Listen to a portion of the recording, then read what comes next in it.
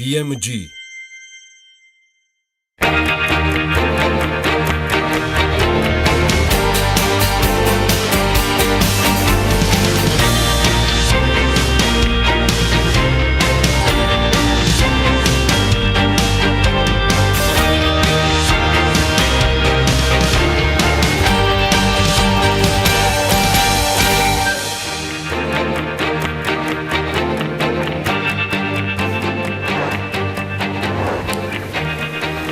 მშვიდობის ყველას, დღეს 17 ივლისია. სხვა შორის საქართველოში 2017 წლის განმავლობაში 9.5 ტონა ყავა მოიხმარეს, საიდანაც 3000 ტონაზე მეტი ხსნადი, 6000-მდე კი მარცვალი ყავა იყო. ჯამში წლის განმავლობაში ქვეყანაში 17.200.000 დოლარის ღირებულების ხსნადი ყავა შემოვიდა. და დაახლოებით ანალოგიური რაოდენობის და მოცულობის თანხაში გამოხატული 17.100.000 დოლარი, ოღონდ ბილიონი დოლარი სწორედ მარცვალი. ჯამში ეს მაჩვენებელი წინა წელთან შედარებით 4 მილიონით მეტია, 4 მილიონი დოლარით მეტია. ამ გადმოსახედიდან არც 2018-ში უნდა იყოს შემცირება, ფაქტია ახლა ყავას უკვე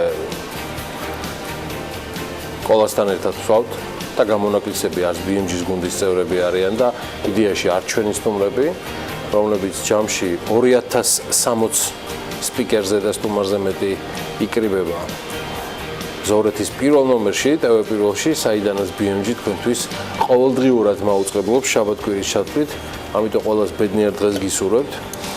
წარმატებული სამშაბათი დღე და დარწმუნებული ვარ, რომ ფანტასტიკურად გრილი ამინდის მიუხედავად, ისე ამ წვიმების მეოთხედი მაინც რო ყოფილიყო შარშან, რამდენ გვალვას კი არა, გვალვიდან გამომდინარე ხანძარს ავსდებოდით, კიდევ კაცმა არის. მოკლედ წარმატებული დღე ყველას. ყავის იქით არის ის, რომ ჩაი 2017 წელს 6.600.000 დოლარის იმპორტი განხორციელდა, ექსპორტის სახით კი ქვეყნიდან $1,000,000 ანალოგიური პროდუქტი გავიდა. აღსანიშნავია, რომ ჩაის ექსპორტში შავს მწვანე ჩაი აჭარბებს, რამაც 2017 წელს $1,300,000 დოლარი შეადგინა, თითქმის $500,000 მეტი ვიდრე ეს იყო 2016-ში. ჩაიზე ან ყავის მისას მიღებული გადაწყვეტილება არ ვიცი რამდენად იყო ამის მიზეზი, მაგრამ ძალიან მაგარი რამ მოხდა ბათუმში. ბათუმში ბინა ბიტკოინით გაიყიდა. ტრანზაქციის შესრულებასა და ბინის მოძიებაში რუსეთის მოქალაქეს კომპანია ჯეულაინი დაეხმარა, რომელმაც ოფისი ბათუმში სულ 1 თვის წინ გახსნა და კომპანიის მმართველი პარტნიორი საქართველოში დიანა გუდიანკო BMG-სთან ამბობს, რომ ბინის ღირებულება ბიტკოინებში 50,000 დოლარის ეკვივალენტი შეადგინა.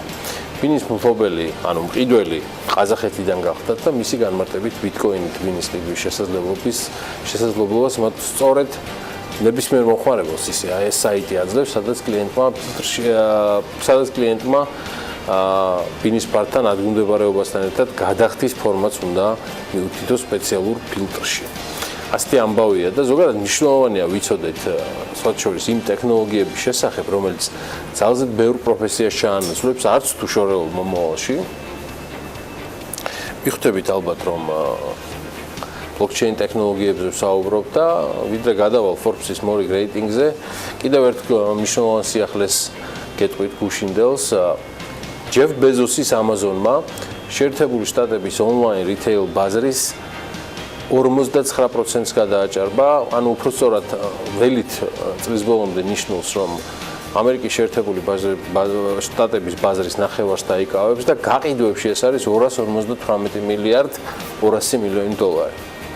სხვაობა სხვა მოთამაშეებთან იმდენად დიდია, რომ წარმოუდგენელიც მეორე ადგილზეა eBay, რომელსაც ბაზრის 6.6% უკავია და მხოლოდ შემდეგ მოდიან Walmart-ი, Home Depot, Best Buy, Costco, Wayfair-ი და სხვა გიგანტები. ანალიტიკოსები პროგნოზირებენ, რომ გაყიდვებში პირველ ადგილზე კვლავ დარჩება კომპიუტერები და гаджеტები, ხოლო მეორე ადგილზე იქნება ტანსაცმელი და სხვადასხვა აქსესუარები, სხვა შორის გაყიდვების დას უწინასწარმეტყველებენ წიგნებს, მუსიკას, ავეჯს და სათამაშოებს.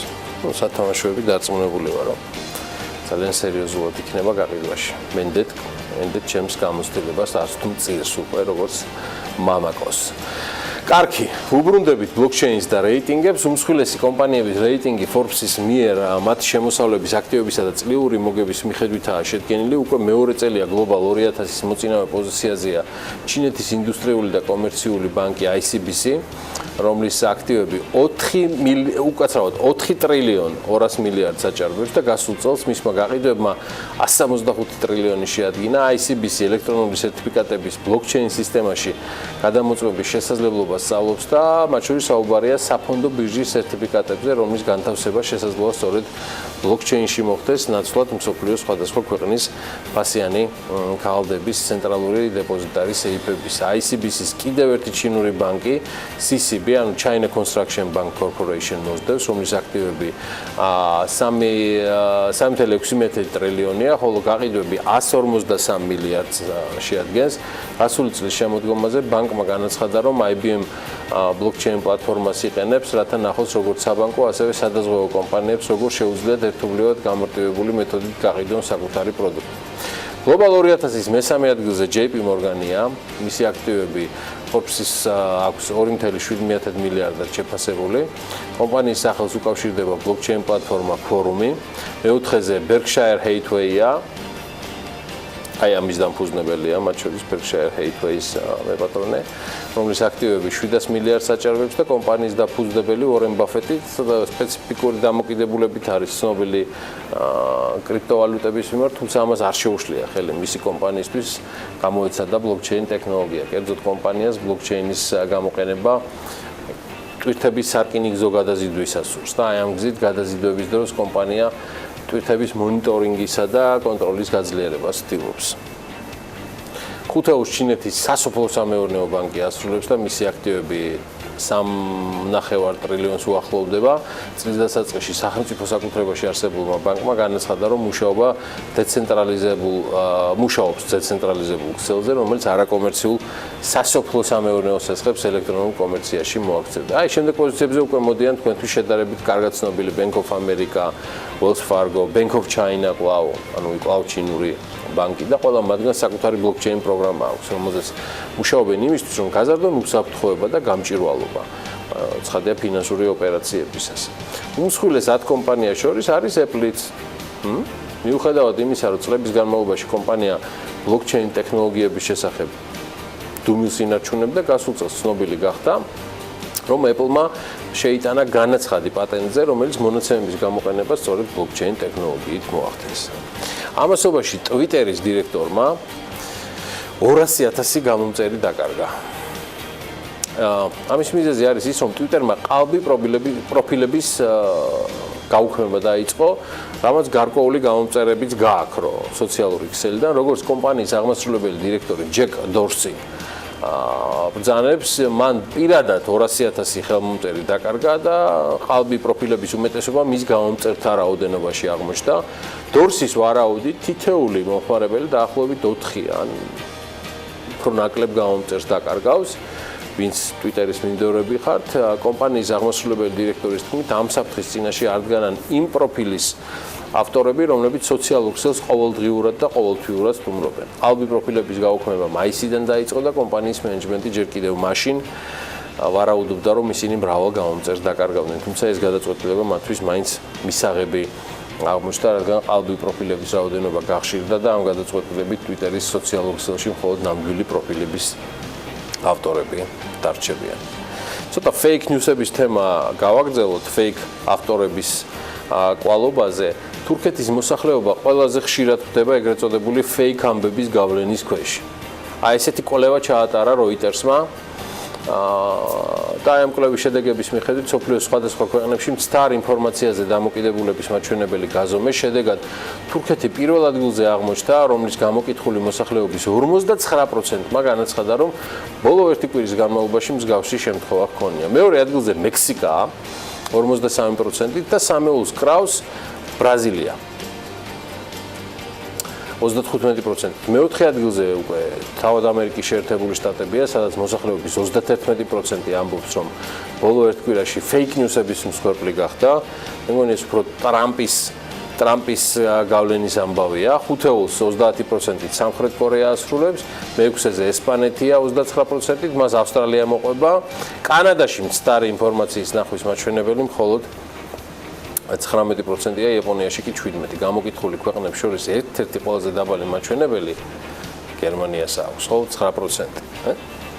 Fake news-ები არ ჩვენ გვაკლია. არც ის იქნებოდა ცუდი იდეაში ზოგიერთი ამბავი, ტყუილიც რომ ყოფილიყო, მაგრამ რა ვქნათ? იდეებს არ უჩივით. მთავრობის უცვლელი წევრებისგანაც მათ შორის ასეთი სხვათა შორის არც თუ ისე ბევრია.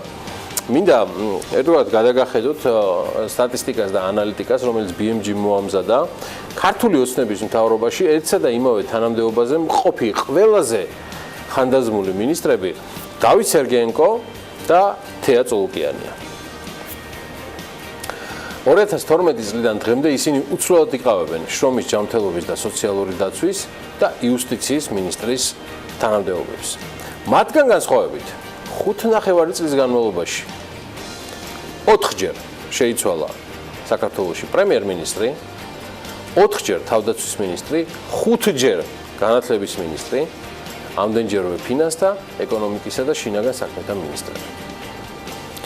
ბიძინა ივანიშვილს თანამდებობა, პრემიერ-მინისტრის თანამდებობა ეკავა 2012 წლის ოქტომბრიდან 2013 ნოემბრამდე, აი შემდეგი თანამდებობა 2 წლით უკვე ირაკლი ღარიბაშვილმა ჩაიბარა.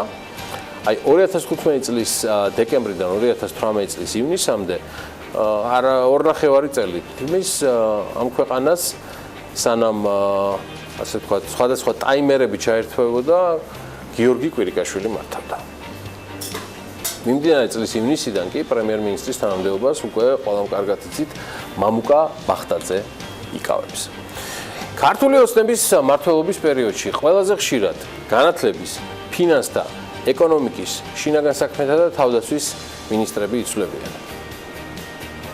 განათლების მინისტრის ბოლო 6 წლის განმავლობაში 5-ჯერ შეიცვალა.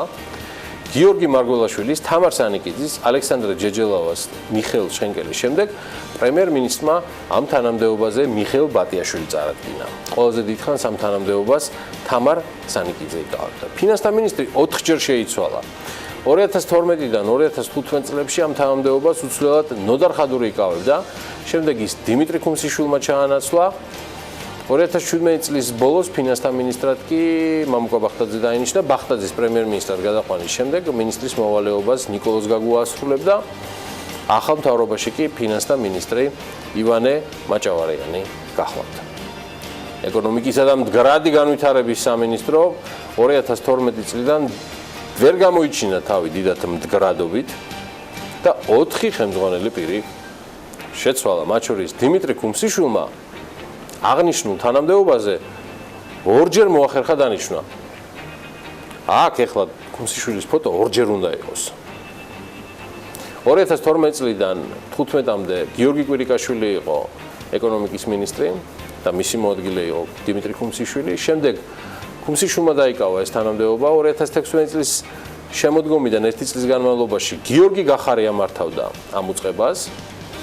შემდეგ ამ უწყებას კვლავ ქუმსიშვილი დაუბრუნდა და დროებითი მთავრობის პერიოდში ეკონომიკის მინისტრის მოვალეობას 2 კვირის განმავლობაში გიორგი ჩერქეზიშვილი ასრულებდა. ახალ მთავრობაში კი თანამდებობის მინისტრის თანამდებობას ამ სამინისტროსთვის მაგიური სახელის და სეხნია, ასე ვთქვათ, კვლავ გიორგი ისევ ქოგულია, ოღონდ დაიკავებს. ჩერქეზიშვილი, კვირიკაშვილი. შინაგან საქმეთა სამინისტრო 2012-13 წლებში ირაკლი ღარიბაშვილის მენეჯმენტის ქვეშ იყო. მისი მემკვიდრე 2013-15-ში ალექსანდრე ჭიკაიძე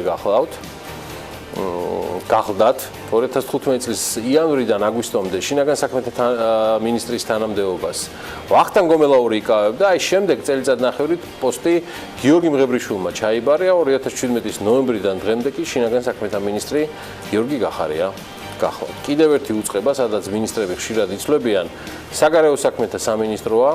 მოახერხეთ და 5.5 წელიწადში მინისტრი 5-ჯერ შეიცვალა. 2012-დან 14 წლებში თანამდებობა მაია ფანჯიკიძეს ეკავა, შემდეგ 6 თვით მინისტრი თამარ ბერუჩაშვილი გახდა, 3 თვით ამ თანამდებობაზე გიორგი კვირიკაშვილიც დაინიშნა, 2015-18 წლებში კი საგარეო საქმეთა მინისტრის თანამდებობა მიხეილ ჯანელიძეს ეკავა. ახალ მინისტრთა კაბინეტში საგარეო საქმეთა მინისტრის პოზიციას და პოსტს დავით ზალკალიანი იკავებს. 2012 წლიდან დღემდე მეოთხე ადამიანი მართავს თავდაცვის სამინისტროს. თავდაცვის მინისტრის თანამდებობა ირაკლი ალასანიამ დაიკავა. 2014 წელს მას მინდია ჯანელიძე ანაცვლებს, 7 თვეში კი თანამდებობა თინათინ ხიდაშელმა მიიღო. საიდანაც ქალბატონი მინისტრი წელიწად ნახევარში, ანუ 2016 წლის 1 აგვისტოდან ლევან იზორიამ ჩაანაცვლა. ყოფილებზე საუბარი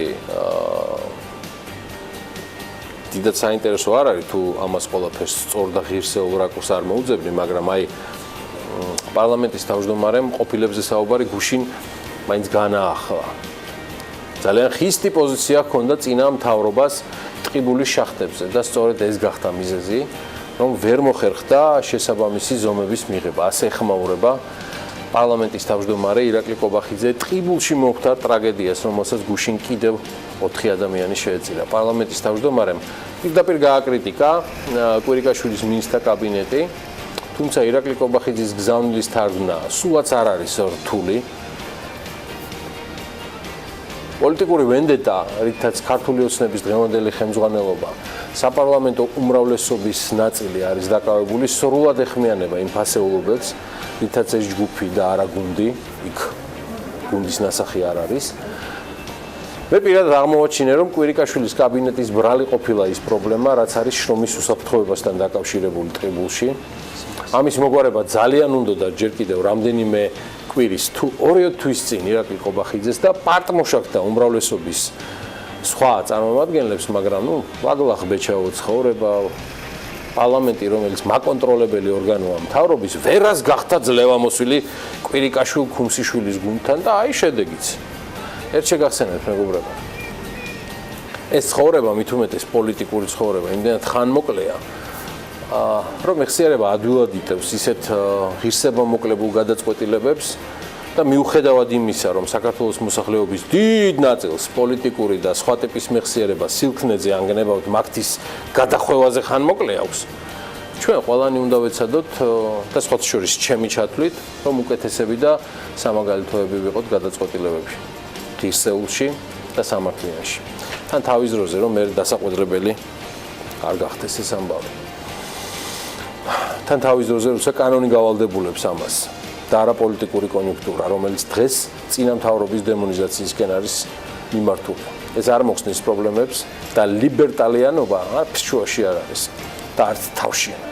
თავში ის პოლიტიკური კულტურაა, რომელიც ამ ქვეყანაში არ არსებობს და თუ არსებობდა, ის იყო ყოველთვის მახინჯი. მახინჯი იყო სააკაშვილის დროს, როცა სააკაშვილისთვის იყო შევარდნაძე. შევარდნაძისთვის გამსახურდია. გამსახურდიასთვის შევარდნაძე. მანამდე ალბათ არ ვიცი, პატიაშვილი, გივი გუმბარელი და ესე ვტრიალებთ პოლიტიკური უკულტურობის წრეზე, კონკრეტული დათქმებით და მიმდინარე რეაგირებებით დაცლილი და უპერსპექტივო პოლიტიკური პერსპექტივული ცხოვრების ფონზე. კარგი, გვეყოფა ამ თემაზე, დრო ანალაპიაშვილი შემოვიდეს, თორე ვატყობ სამოხრუჭე ხუნდები გაცვდა. ანა, დილამშვიდობის. დილამშვიდობის, გიორგი. როგორ ვზნობ თავს, მე მიყვარს ეს ამინდი ძალიან. არაჩვეულებრივად, მე ზაფხულობ რომ მეტად მიყვარს. ვაფასებ ამავე. თუმცა ზაფხულში წვიმაც სასიამოვნოა რიგ შემთხვევებში. პრინციპში მე უნდა გავაგრძელო თემა, რომელთან დაკავშირებითაც ირაკლი კობახიძეზე ახლა ვსაუბრობდით. პარლამენტის თავმჯდომარის ამ განცხადების შემდეგ მან კიდევ ერთხელ შრომის უსაფრთხოების კანონის ახალი ვარიანტი სექტემბერში მიღება დაანონსა. გარდა შინაარსისა, მისი თქმით, კანონმა უნდა შეიცვალოს სტატუსი და ის უნდა გახდეს ორგანული კანონიც, რაც როგორც თავად ამბობს, გააუმჯობესებს დაცვის სტანდარტს. ანუ ფორმულა ამოხსნილია, რის გამო ვერ სრულდება კანონი. და გამოვახმოვანებდა დღევანდელ ტრაგიკულ შემთხვევას, რომელიც მოხდა ტყიბულში, დაიღუპა 4 მეშახტე, რაც არის ტრაგიკული მოვლენა თითოეული ჩვენგანისთვის. მინდა მიუსამძიმრო დაღუპულთა ოჯახებს, ახლობლებს, ტყიბულელებს, სრულიად საქართველოს. ეს ტრაგიკული შემთხვევა არის თითოეული ჩვენგანის ტკივილი და ასევე მინდა მოგახსენოთ, რომ არის კონკრეტული ზომები მისაღები იმისათვის, რომ ასეთი შემთხვევები არ გამეორდეს. მე მინდა აღვნიშნო, რომ ამ საკითხთან დაკავშირებით საპარლამენტო უმრავლესობას ჰქონდა ყოველთვის სწორი პოზიცია. თქვენ გახსოვთ ჩვენი პოზიცია სახელმწიფო საკონსტიტუციო კომისიაში, თქვენ გახსოვთ ჩვენი კომისია საპარლამენტო მუშაობის პროცესში. თუმცა მაშინდელი სამთავრობო ხელმძღვანელობის ხისტმა პოზიციამ ჩვენ არ მოგცა სწორი ზომების მიღების საშუალება და სათანადო ცვლილებების განხორციელების საშუალება, რაც არის სამწუხარო და ეს საჭიროებს სასწრაფო ცვლილებას. მე მინდა აღვნიშნო, რომ ძალიან სწორი პოზიცია დააფიქსირა პრემიერ-მინისტრმა ბატონმა მამუკა ბახტაძემ, რომელმაც მიიღო პრინციპული და ძალიან სწორი პოლიტიკური გადაწყვეტილება შახტის დახურის თაობაზე, ვიდრე არ იქნება გამოძიებული ყველაფერი, რაც არის დაკავშირებული ამ ტრაგიკულ მოვლენებთან, თუმცა ესეც არ არის საკმარისი. ჩვენ უნდა დავიწყოთ კონსულტაციები დღესვე მთავრობასთან იმისათვის, რომ მიღებულ იქნას ძალიან ქმედითი ზომები. 25-ვე შახტა გუშინ დაეუქა და როგორც პრემიერმა თქვა, მათი გახსნა გამოძიების დასრულებამდე არ მოხდება. ამ დროისათვის რაც ვიცით, არის ის, რომ ის ადამიანები, რომლებიც მაღაროში არიან დასაქმებულები, დამსაქმებლისგან დახურის პერიოდში ანაზღაურებას მიიღებენ, თუმცა ცალკე თემაა და ალბათ ეს თემა ბევრად მოცულობითია, ვიდრე უბრალოდ ერთ ამბავში შეიძლება გაიშალოს, რაც ეხება მაღაროს მთლიანად დახურვას და ლიცენზიის ჩაბარებას, რაზეც სხვათა შორის GIG-ის საუბარი ჯერ კიდევ რამდენიმე თვის წინ ჰქონდა. და ამაზე საკმაოდ აქტიურად საუბრობდნენ, ანა დარჩი ჩვენთან ერთად და გეტყვი კიდევ ერთ დეტალს, რომ გამოსავალი ყველა შემთხვევაში მოსაძებნია. მე პირადად არ გამკვირვებია კონკრეტულ შემთხვევაში მთავრობას რომ მოუწევს გარკვეულწილად პოლიტიკური პასუხისმგებლობის აღება, თუმცა საქართველოს ინდუსტრიული ჯგუფისგან ნამდვილად არ გამკვირვებია განცხადება, რომ კომპანია საკნახშირი ღიად ადასტურებს, რომ უსასყიდლოდ მზად არის გადასცეს უსასყიდლოდ სახელმწიფოს ლიცენზია და თავად კომპანია საკნახშირი ინდუსტრიულ ჯგუფში აცხადებენ, რომ დახარჯული მილიონების მიუხედავად საკნახშირში ვერ მოიძებნა ისეთი ინჟინერული გადაწყვეტილება, რომელიც ნახშირის მოპოვებას სრულად უსაფრთხოდ გახდიდა. 2018 წელს პროფესიული კავშირების გაერთიანების მონაცემებით სამუშაო ადგილებზე საწარმოო ტრავმების შედეგად გარდაცვლილია 29, მძიმედ დაშავებულია 24 ადამიანი. აქედან შახტში უკაცრავად შახტებში გარდაცვლილია 11, ხოლო მძიმედ დაშავებულია 10 ადამიანი. კარიერებზე გარდაცვლილია 3 და მძიმედ დაშავებულია 2 ადამიანი. ჩვენ კიდევ ერთხელ უთანაგზნობთ გარდაცვლილ ოჯახებს და ახლა უკვე გადავდივართ საქმიანი დილის საინფორმაციო ნაწილზე. 17 ივლისს დილას საქმიანად იწყებენ. კესი კაციტაძე, გოგა მელიქიძე, გიორგი შენგელია, ირაკლი ერაძე, მაია სიდამონიძე მასპინძლობს არაშ გასემლოუს. დილა საქმიანია TV პირველზე.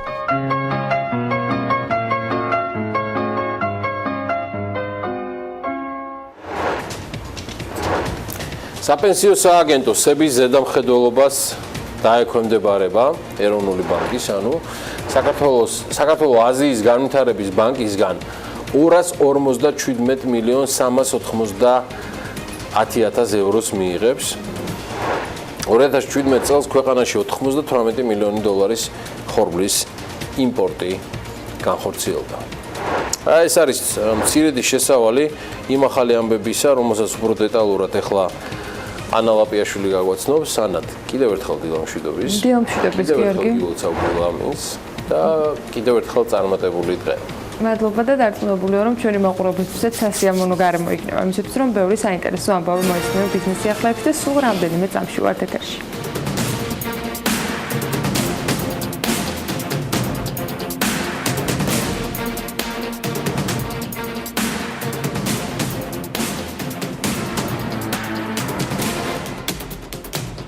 საპენსიო რეფორმის ფარგლებში შექმნილი საპენსიო სააგენტო საქართველოს ეროვნული ბანკის ზედამხედველობას დაექვემდებარება. ეროვნული ბანკის შესახებ კანონში ცვლილება პარლამენტის ჯანმრთელობის დაცვის და სოციალურ საკითხთა კომიტეტმა უკვე მოიწონა. საკითხი აკაკი ზოიძემ პრინციპების დონეზე წარმოადგინა და განმარტა, რომ ეს არის თანმდევი კანონპროექტი, რომლის მიღების მიზანიც მისი შესაბამისობაში მოყვანა დაგროვებითი პენსიის შესახებ კანონპროექტთან.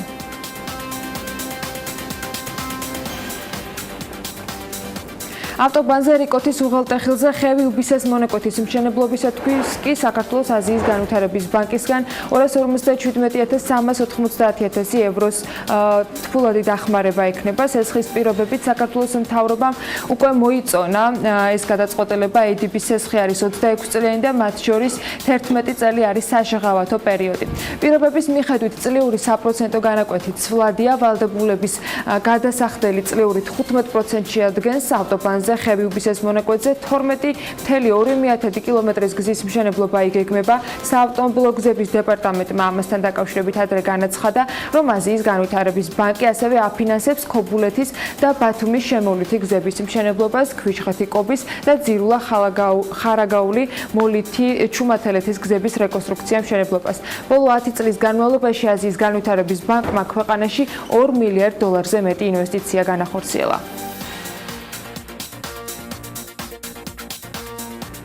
მუნიციპალური განვითარების ფონდმა ბაკურიანის შემოვლითი გზის პროექტირება მშენებლობა დაიწყო. პროექტი ისევ ევროპის საინვესტიციო ბანკის დაფინანსებით განხორციელდება და მისი ღირებულება ამ შემთხვევაში $6 მილიონ აჭარბებს. პროექტის ფარგლებში 2,5 კილომეტრიანი გზის მშენებლობაა დაგეგმილი, რაც ბაკურიანში სატრანსპორტო მოძრაობას განტვირთავს. დოპელმაიერი კი გუდაურში 3 ახალი საბაგიროს დამონტაჟებას აანონსებს, ერთის რეკონსტრუქცია დაგეგმილი. საბაგიროების მწარმოებელ წამყვან კომპანიას და მთის კურორტების განვითარების კომპანიას შორის ხელშეკრულება გაფორმდა. მანამდე მთის კურორტების განვითარების კომპანიამ პროექტისათვის 92 მილიონიან გამარტივებულ შესყიდვაზე მიიღო თანხმობა. ხელშეკრულება ითვალისწინებს სამთო სათხილამურო კურორტ გუდაურში არსებული საბაგიროებიდან პირველის და სოლიკოს დემონტაჟს და მათ ნაცვლად ახალი საბაგიროების მშენებლობას, კუდების საბაგიროს კი რეკონსტრუქცია ჩაუტარდება. საქსტატის მონაცემებით 2017 წელს ქვეყანაში $98 მილიონი ხორბლის იმპორტია განხორციელებული, რაც 2016 წლის მაჩვენებელზე $12 მილიონი მეტია, თუმცა 2014 წლის მაჩვენებელს მნიშვნელოვნად ჩამორჩება. $2 მილიონი არის გაზრდილი სიმინდის იმპორტი, რამაც ჯამში $16 მილიონი შეადგინა. მცირედით $114,000 ამომატებული 2016 წელთან შედარებით ბრინჯის იმპორტი და მან $5,800,000 მიაღწია. რაც შეეხება ქერს 2017-ში $268,000 ღირებულების ქერია ქვეყანაში შემოტანილი, რაც 2016 წელთან შედარებით გაორმაგებული მაჩვენებელია, თუმცა 2014 წლის მაჩვენებელს მაინც ესეც მნიშვნელოვნად ჩამორჩება. ელექტრობაზარს რაც შეეხება ელექტროენერგეტიკული ბაზრის ოპერატორების მონაცემებით ამ წლის პირველ ნახევარში ელექტროენერგიის იმპორტი 4-ვე მეზობელი ქვეყნიდან არის განხორციელებული და მათგან ყველაზე მეტი აზერბაიჯანიდან 516.6 მილიონი კილოვატ-საათი. ყველაზე ნაკლები კი სომხეთი და 7.8 მილიონი კილოვატ-საათი.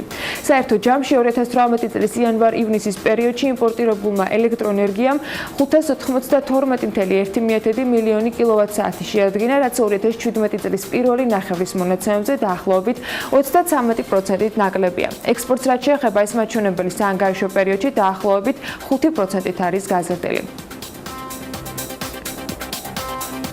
ისევ ელექტროენერგეტიკული ბაზრის ოპერატორის ინფორმაციით 2018 წლის იანვარ-ივნისში ელექტროენერგიის მოხმარებამ $6,729.9 მილიონი კილოვატ-საათი შეადგინა. ჯამურად ამ მაჩვენებლით გასული წლის ანალოგიურ პერიოდთან შედარებით მონაცემები 8%-ზე მეტის მოხმარებას აფიქსირებს. რაც შეეხება ოკუპირებულ აფხაზეთს, ამ რეგიონმა 2018 წლის პირველ ნახევარში $1,21 მილიონი კილოვატ-საათი ელექტროენერგია მოიხმარა. 2017 წლის იანვარ-ივნისის მონაცემებს კი ეს დაახლოებით 7%-ით ჩამორჩება. ისევ ელექტროენერგეტიკული ბაზრის ოპერატორების ინფორმაციით 2018 წლის იანვარ-მაისში მარეგულირებელმა ჰესებმა $2,875.6 მილიონი კილოვატ-საათი ელექტროენერგია გამოიმუშავეს. ეს გასული წლის ამავე პერიოდის მაჩვენებელს 22%-ით აღემატება. გარდა ამისა, ამ პერიოდში სეზონური ჰესების გამომუშავება დაახლოებით 12%-ით არის გაზრდილი. ჰიდროელექტროსადგურებისაგან განსხვავებით კი 2018 წლის პირველ პირველ ნახევარში 2017-ის ამავე პერიოდთან შედარებით თბო ელექტროსადგურების გენერაცია 10%-ით შემცირდა. ესკოს ინფორმაციით, საანგარიშო პერიოდში დაახლოებით 15%-ით შემცირებულია ქართლის ქარის ელექტროსადგურის მიერ გამომუშავებული ელექტროენერგია. ამ ობიექტმა ესკოს ფაქტიური მონაცემებით გასული წლის იანვარ-ივნისში 47,3 მილიონი კილოვატ-საათი ელექტროენერგია გამოიმუშავა, 2018 წლის პირველ ნახევარში კი 40 მილიონი კილოვატ-საათი. ცენტრპოინტის და M-კვადრატის თანამშრომლობის გეგმები 5 ოქტომბერს გაერკვევა. ააშენებს თუ არა ცენტრპოინტის დაუსრულებელ მშენებლობას კომპანია M-კვადრატი, სწორედ ამ პერიოდში უნდა დაზუსტდეს საბოლოო მონაცემები. BMG-ის დეველოპერულ კომპანიაში განუმარტეს, რომ მათ ცენტრპოინტს კონკრეტული ვადა მისცეს, რათა დაზარალებულ მოსახლეობასთან ახალი ხელშეკრულებები გაფორმდეს. კონტრაქტით მშენებლობის ვადები თავიდან უნდა განისაზღვროს. 5 ოქტომბერს არის დედლაინი იმისთვის, რომ ყველა წინაპირობა შეასრულონ, რაც წინასწარ ხელშეკრულებაში გაიწერა. ეს არის მიწების გამიჯვნა, მოსახლეობასთან ახალი ხელშეკრულებების გაუქმება და ასე შემდეგ. თუ ამას გააკეთებენ, მაშინ დავიწყებთ დაუსრულებელი მშენებლობების დასრულებას. თუ შედგა შეთანხმება ჩათვალეთ, რომ ჩვენ მხოლოდ შემსრულებელი კომპანია ვიქნებით, ანუ ცენტრპოინტი დაიქირავებს M-კვადრატს უძრავი ქონების სანაცვლოდ, ამბობს BMG-სთან კომპანია M-კვადრატის წარმომადგენელი. მან ორდი ანაკლიის სპორტის მშენებლობაში უახლესი ტექნოლოგიებით აღჭურვილ გემს გამოიყენებს. ღრმაწლოვანი პორტის მშენებლობა კი ისეთი მნიშვნელოვანი პროექტია, რომელიც გაამარტივებს ტვირთბრუნვას ევროპასა და აზიას შორის. პორტი ხელს შეუწყობს საქართველოს განვითარებას, როგორც რეგიონული ვაჭრობის და ლოჯისტიკური ჰაბისას. ვამაყობთ ამ პროექტში მონაწილეობით და მოუთმელად ველოდებით, რომ ახალი ტექნოლოგიებით სამუშაოები დაიწყება, აღნიშნავს კომპანიის რეგიონული დირექტორი ევროპაში. სილქნეტმა კორპორატიული პასუხისმგებლობის ფარგლებში დაჭრილ მებრძოლთა თანადგომის ფონდი დაარსა. ინიციატივა გაგრძელებაა წამოწყების, რომელიც 2016 წელს ფონდის სახით თავდაცვის სამინისტროს დაქვემდებარებაში მოქმედებდა. ფონდი უშუალო მიზნებსა და სტრატეგიებთან დაკავშირებით გამართულ პრეზენტაციას ანუკა ჯოხაძე ესწრებოდა და მოდით მისი სიუჟეტი ვნახოთ. ჟორჟი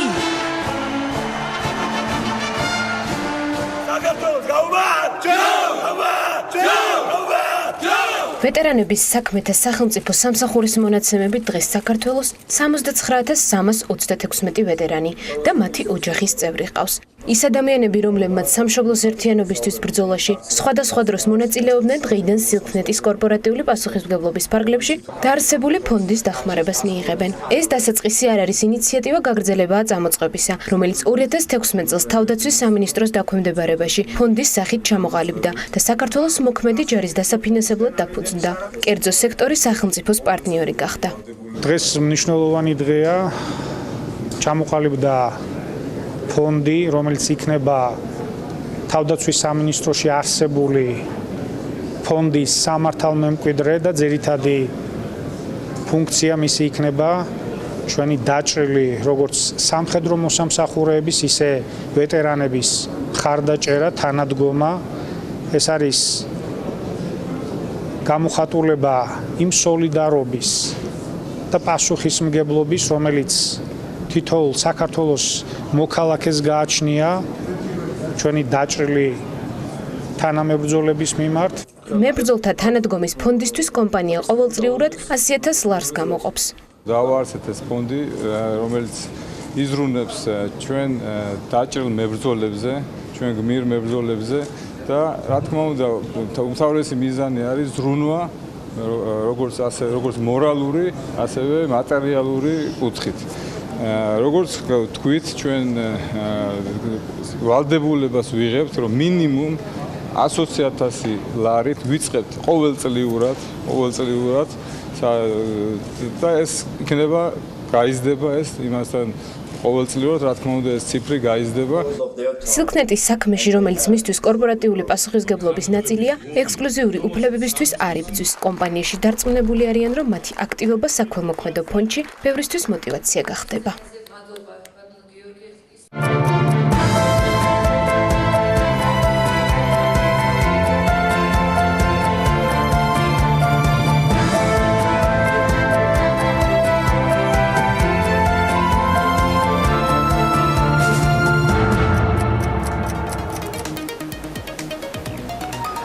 არფე განსაკუთრებული 16 ივლისის ვაჭრობის შედეგად არ მომხდარა, დოლარი ისე 2.54 სფარგლებშია, 2.53 საფიქსირებს.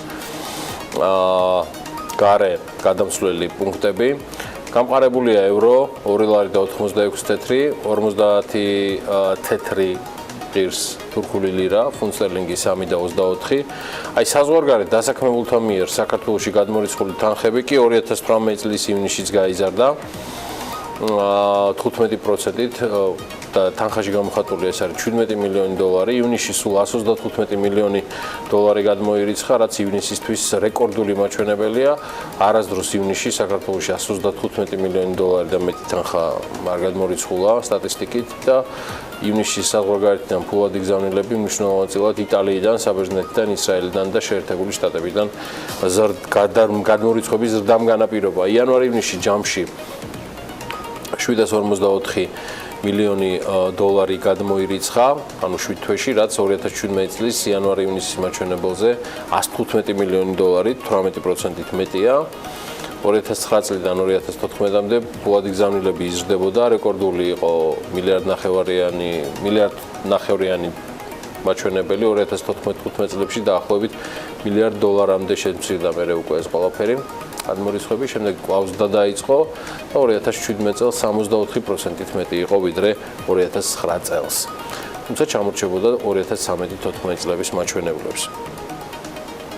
2018 წელს ფულად იგზავნილები საკმაოდ სწრაფად იზრდებოდა და დიდი ალბათობით წელსაც სარეკორდო მაჩვენებელი დაფიქსირდება, საუბარია დაახლოებით მილიარდ 600 მილიონზე, რაც პროგნოზირდება შესაბამისად ჩვენს მიერ.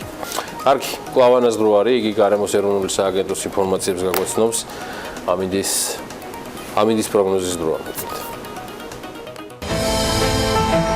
ამინდის პროგნოზის სპონსორია SEU დეველოპმენტი.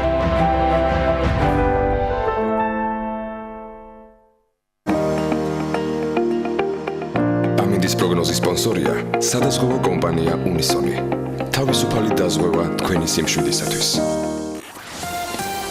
საკმაოდ გრილი ამინდი იქნება თითქმის მთელი საქართველოს მასშტაბით. გარემოს ეროვნული სააგენტო კი გვატყობინებს, რომ ამინდი განპირობებული იქნება შავი ზღვის ჩრდილო-დასავლეთით მდგარი შედარებით გრილი ჰაერის მასებისა და სამხრეთიდან გავრცელებული ცხელი ჰაერის მასების ურთიერთქმედებით. მოსალოდნელია დროგამოშებით ყურგლიანობის მომატება. ზოგან იქნება ხანმოკლე წვიმა ელჭექის ფონზე, იქრულებს დასავლეთის მიმართულების ქარით. სოხუმში 29 გრადუსი დაფიქსირდება, ბათუმში 28, ქობულეთში 28 გრადუსი ასევე მოსალოდნელი, ფოთში კი 29. ქუთაისში ასევე 29 გრადუსი იქნება, ზუგდიდში 1 გრადუსით ნაკლები 28 გრადუსია, ნავარაუდები, ოზურგეთში 30, ონში 25, გორში 29, ცხინვალში 28 და მარნეულში 31. რუსთავშიც 31 გრადუსი იქნება, ახალციხეში 29, ბორჯომში 28, ბაკურიანში 23 გრადუსი, ახალქალაქში 22 და სტეფანწმინდაში 20 გრადუსი. თელავში 35 გრადუსია, ყველაზე მაღალი ტემპერატურა დღევანდელი დღესთვის მთელი საქართველოს თბილისში კი დროგამოშებით ღრუბლიანობა მოიმატებს, შესაძლოა იყოს მცირე წვიმაც, დასავლეთის მიმართულების ქარი იქრორებს და მაქსიმალური ტემპერატურა მხოლოდ 31 გრადუსი იქნება. და ვიდრე დამსახურებულ საქმიან რეკლამაზე გავალთ, მოდი კიდევ ერთხელ ვნახოთ თემები და სპიკერები, რომლებიც დაამშვენებენ დღევანდელი საქმიანი დილის ეთერს დაამშვენებენ და შემდგომ უკვე შევისვათ ცოტა ხაზინაც ტევპიროვმა. მეტი შემოსავლები BMG-ს და ტევპიროს მალე დაგიბრუნდებით. 17 ივლისს დილას საქმიანად იწყებენ. კესი კაციტაძე, გოგა მელიქიძე, გიორგი შენგელია, ირაკლი ერაძე, მაია სიდამონიძე მასპინძლობს, არაშ გასემლოუს. დილა საქმიანია ტევპიროზე.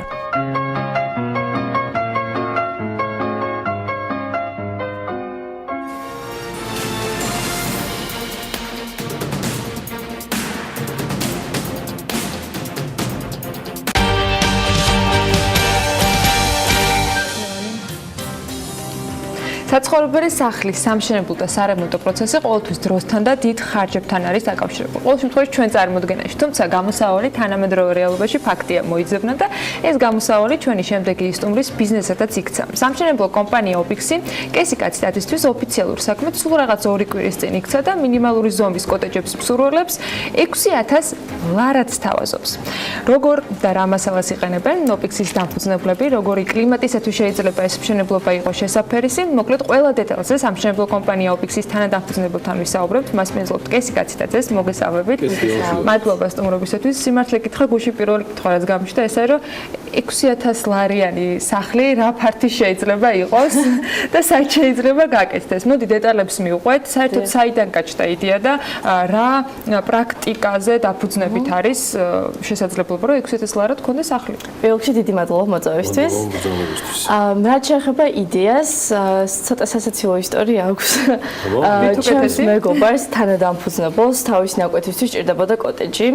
მოვიარეთ მთელი თბილისის, მთელი საქართველოს მასშტაბითაც გავედით კომპანიები ვარჩეთ, ვისაც ჰქონდა მსგავსი პროდუქტი, მაგრამ ძალიან დიდი შეზღუდვა იყო დიზაინში, ასევე ფასიც არ იყო ხელსაყრელი, საკმაოდ მაღალი ფასები იყო და ბოლოს როცა დაგვჭირდა რომ უკვე ჩვენი გვერდინა ნაწილებზე ხელოსნების მოძებნაზე, ასე შემთხვევით გაჩნდა იდეა, რომ მოდი გავამარტივოთ ეს სერვისი და ჩვენ გარდა ალბათ სხვასაც ჭირდება, ხო, მსგავსი რამ და ჩამოვყალიბეთ ასეთი კომპანია, რომელიც სრულ სერვისს თავაზობს მომხმარებელს, აღარ ჭირდება უკვე კლიენტს თვითონ იბინოს ხელოსნების მოძიებაზე, მასალების მოძებნაზე, დიზაინის შექმნას და ასე შემდეგ. ყველა რემონტის მერე ამბობს, რომ ცხოვრებაში აღარ გავეკარები რემონტს, გადაწყვეტეს რომ კომპანია გააკეთო და სახლები აშენო.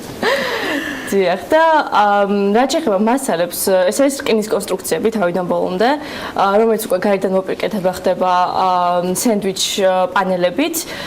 პლუსი რა აქვს ახლა ამ მასალას და რატომ ავრჩიეთ არა ხის მასალა, იმიტომ რომ ხით კეთდება ძირითადად მსგავსი კოტეჯები, მაგრამ ხეს აქვს ერთი დიდი მინუსი, გარემოს დაცვას უსმევთ ამით ხას, რომ არ გვინდა ხის გაჩეხვა და გამოყენება ხის მასალების.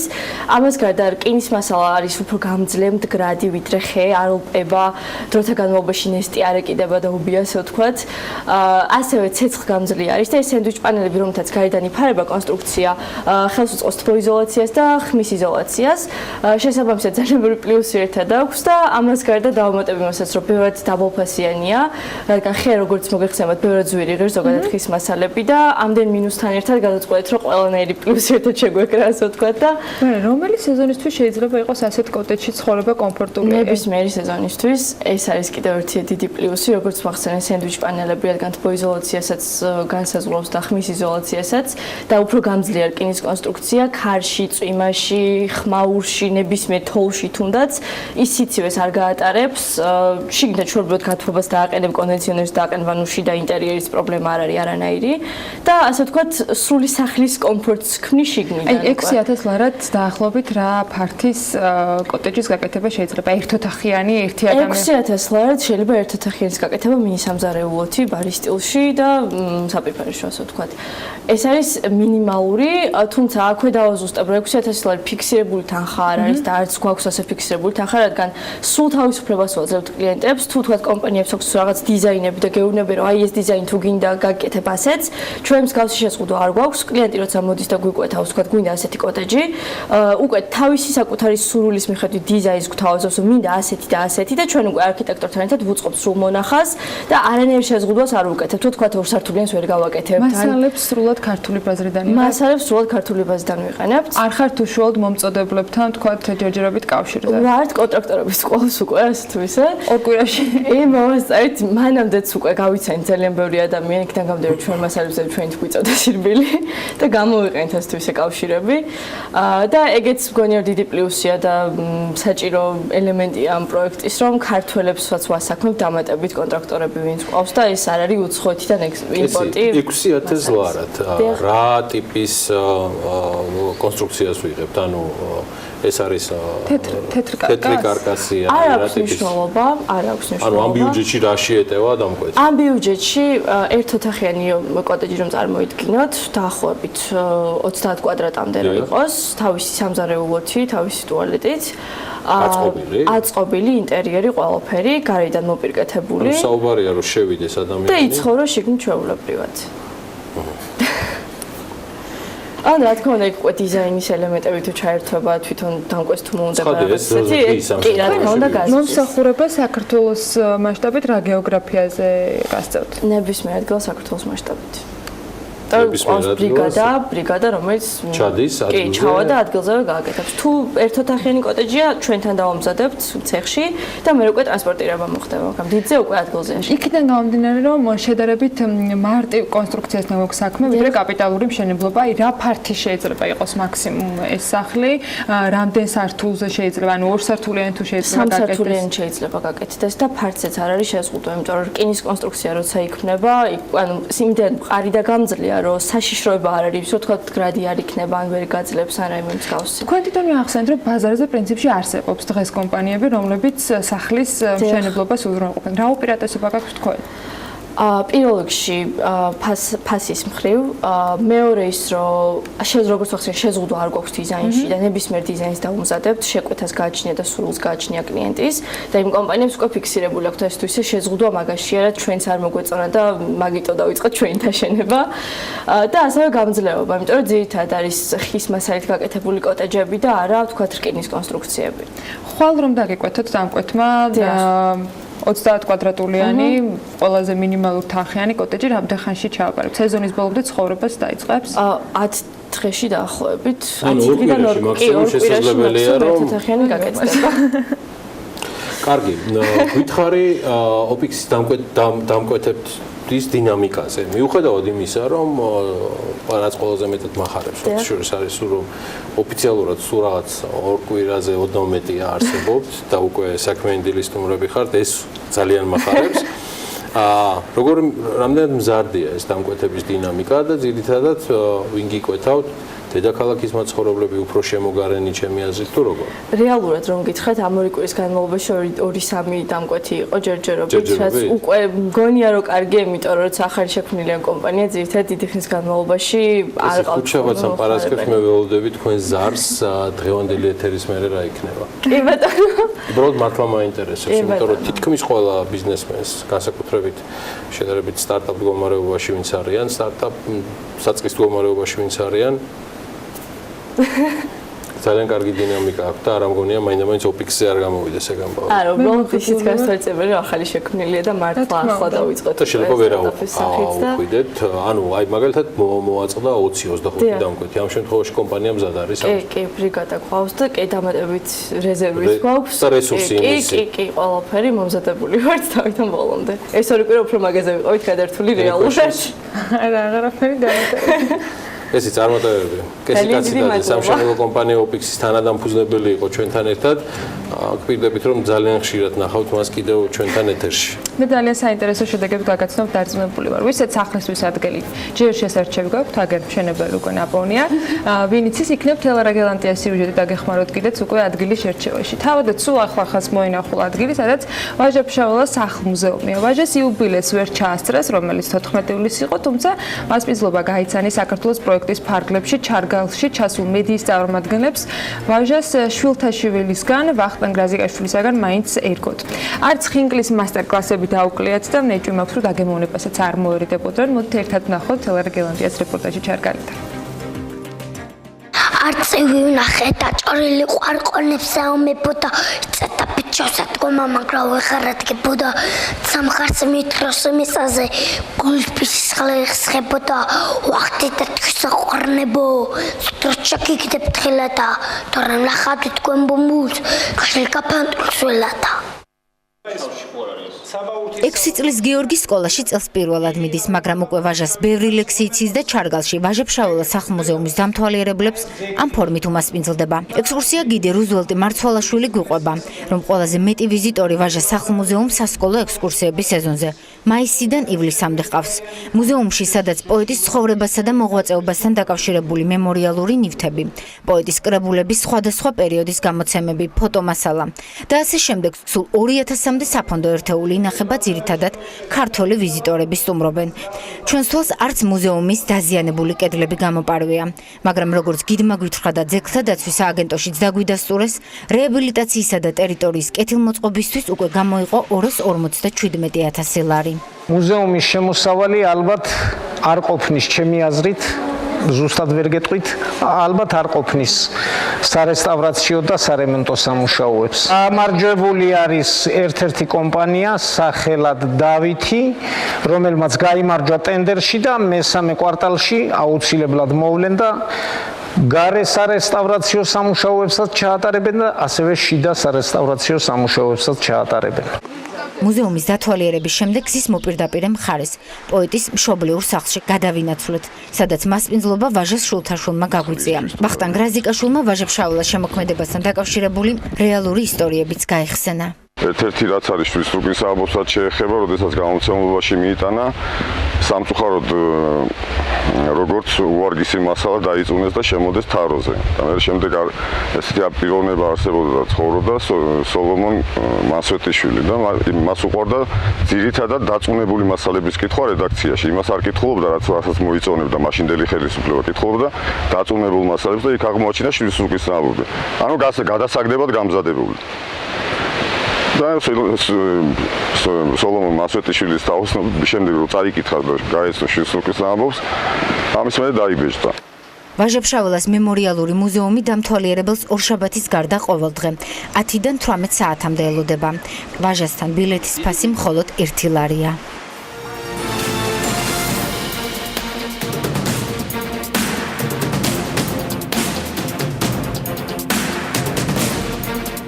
საარსებო მინიმუმი 4 ლარით და 80 თეთრით შემცირდა.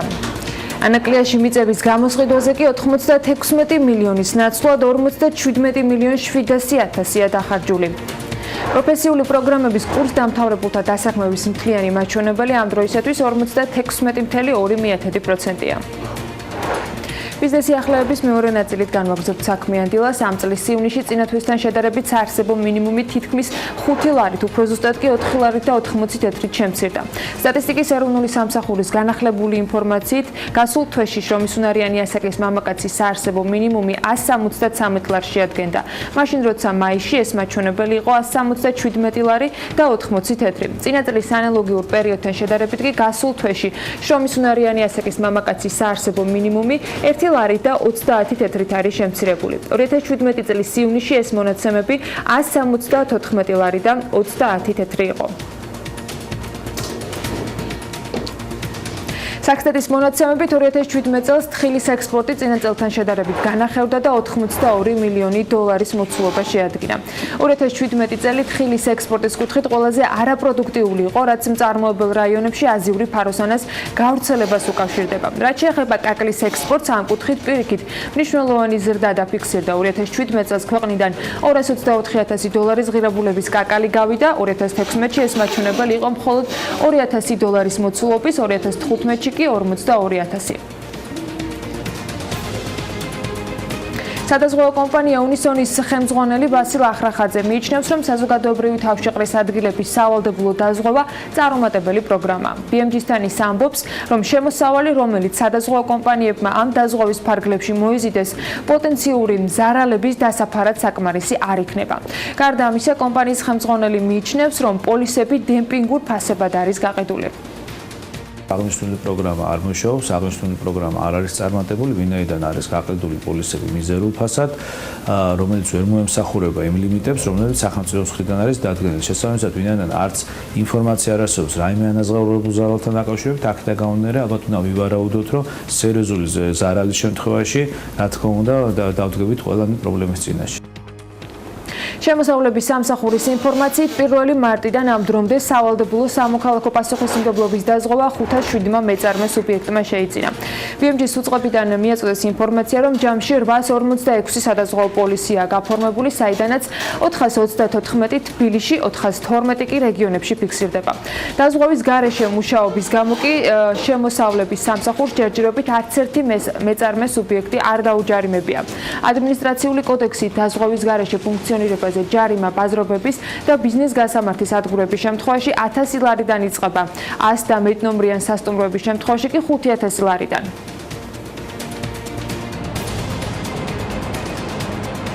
ანაკლიაში მიწების გამოსყიდვაზე 96 მილიონის ნაცვლად 47,700,000-ია დახარჯული. 1 ჰექტარი მიწის გამოსყიდვა სახელმწიფოს საშუალოდ 784,000 ლარი დაუჯდა. BMG-ის ქონების ეროვნული სააგენტოდან მიაწოდეს ინფორმაცია და მასში აღნიშნულია, რომ ამ დროისათვის მესაკუთრეებზე უკვე გაცემულია 47,789,408 ლარი, რაც ჯამში 73,7 ჰექტარი ფართობის ღირებულებაა. სააგენტოს ინფორმაციითვე სულ ექსპროპრიაცია 11 ოჯახის მიმართ არის განხორციელებული. ანაკლის ღრმაწყლოვანი პორტის საჭიროებისათვის კერძო მესაკუთრეებისგან მიწების გამოსყიდვა ამ ეტაპზე დასრულებულია და ამჟამად თანხების გადარიცხვის პროცესი მიმდინარეობს. პოლიფარმაციის მართვის მიზნით ექიმის დანიშნულების გადამოწმების ახალი ინსტრუმენტი ამოქმედა, რომლის დახმარებითაც ნებისმიერ მოქალაქეს რეცეპტით გამოწერილი 5 ან მეტი პრეპარატის შემთხვევაში საშუალება ექნება ელექტრონულად ან პირადად რეცეპტების ავკარგიანობა და მიზნობრიობა თავად გადაამოწმოს. მოქალაქეებს ასევე აქვთ შესაძლებლობა, რომ დანიშნულების გადამოწმების ვიდეო გაკვეთილები ჯანდაცვის სამინისტროს ვებ გვერდებზეც იხილონ. ძალიან ხშირად დღეიდან დაიწყო ახალი პროექტი. პროექტის სახელწოდება არის პოლიფარმაცია, რაც ნიშნავს მედიკამენტების ჭარბად გამოყენებას პაციენტებთან მიმართებაში და ყველა პაციენტს, რომელსაც გამოწერილი აქვს 5 და მეტი საშუალება, შესაძლებლობა ექნება, რომ დანიშნულება გადაამოწმოს სამინისტროში. მოქალაქეს მხრიდან დასაბუთება არ არის საჭირო, ანუ იღებს პაციენტი მის დანიშნულებას, ეს იქნება ელექტრონულ რეცეპტში მონიშნის საშუალებით, თუ ეს იქნება, თქვათ, უკვე ქაღალდის მატერიალურ მატარებელზე მიცემული დანიშნულება, მიაქვს სოციალური მომსახურების სააგენტოს ფილიალში, იქ ავსებს ძალიან მარტივ განაცხადს და მისი დანიშნულების ელექტრონული ვერსია უკვე მოდის შესაბამის სამსახურში. განათლებისა და მეცნიერების სამინისტრომ პროფესიული კოლეჯების საგანმანათლებლო პროგრამების კურსდამთავრებულთა მორიგი კვლევა გამოაქვეყნა და ამასთან დაკავშირებით კვლევაში აღნიშნულია, რომ პროფესიული პროგრამების კურსდამთავრებულთა დასაქმების თვლიანი მაჩვენებელი ამ დროისათვის არის 56.2%. ეს მონაცემები 2016 წლის კურსდამთავრებულების მდგომარეობის შესწავლით არის გამოყვანილი. უფრო ახალი მონაცემები სამინისტროს ჯერ არ აქვს, კვლევა კი აჩვენებს, რომ პროფესიული განათლების სტუდენტებისათვის პრობლემად რჩება პრაქტიკული სასწავლო კურსები და დასაქმება. კითხვაზე თუ რომელი ასპექტები საჭიროებს გაუმჯობესება, სტუდენტების 64% მიუთითებს, რომ ეს არის დასაქმებაზე ზრუნვა. 40% პრაქტიკულ კურსებს აღნიშნავს, ხოლო 39% განათლების ხარისხს. კვლევის ფარგლებში 2016 წლის 6886 კურსდამთავრებულიდან 3144 პირია გამოკითხული, რომელთა შორისაც 57% კაცია, ხოლო 43% ქალი.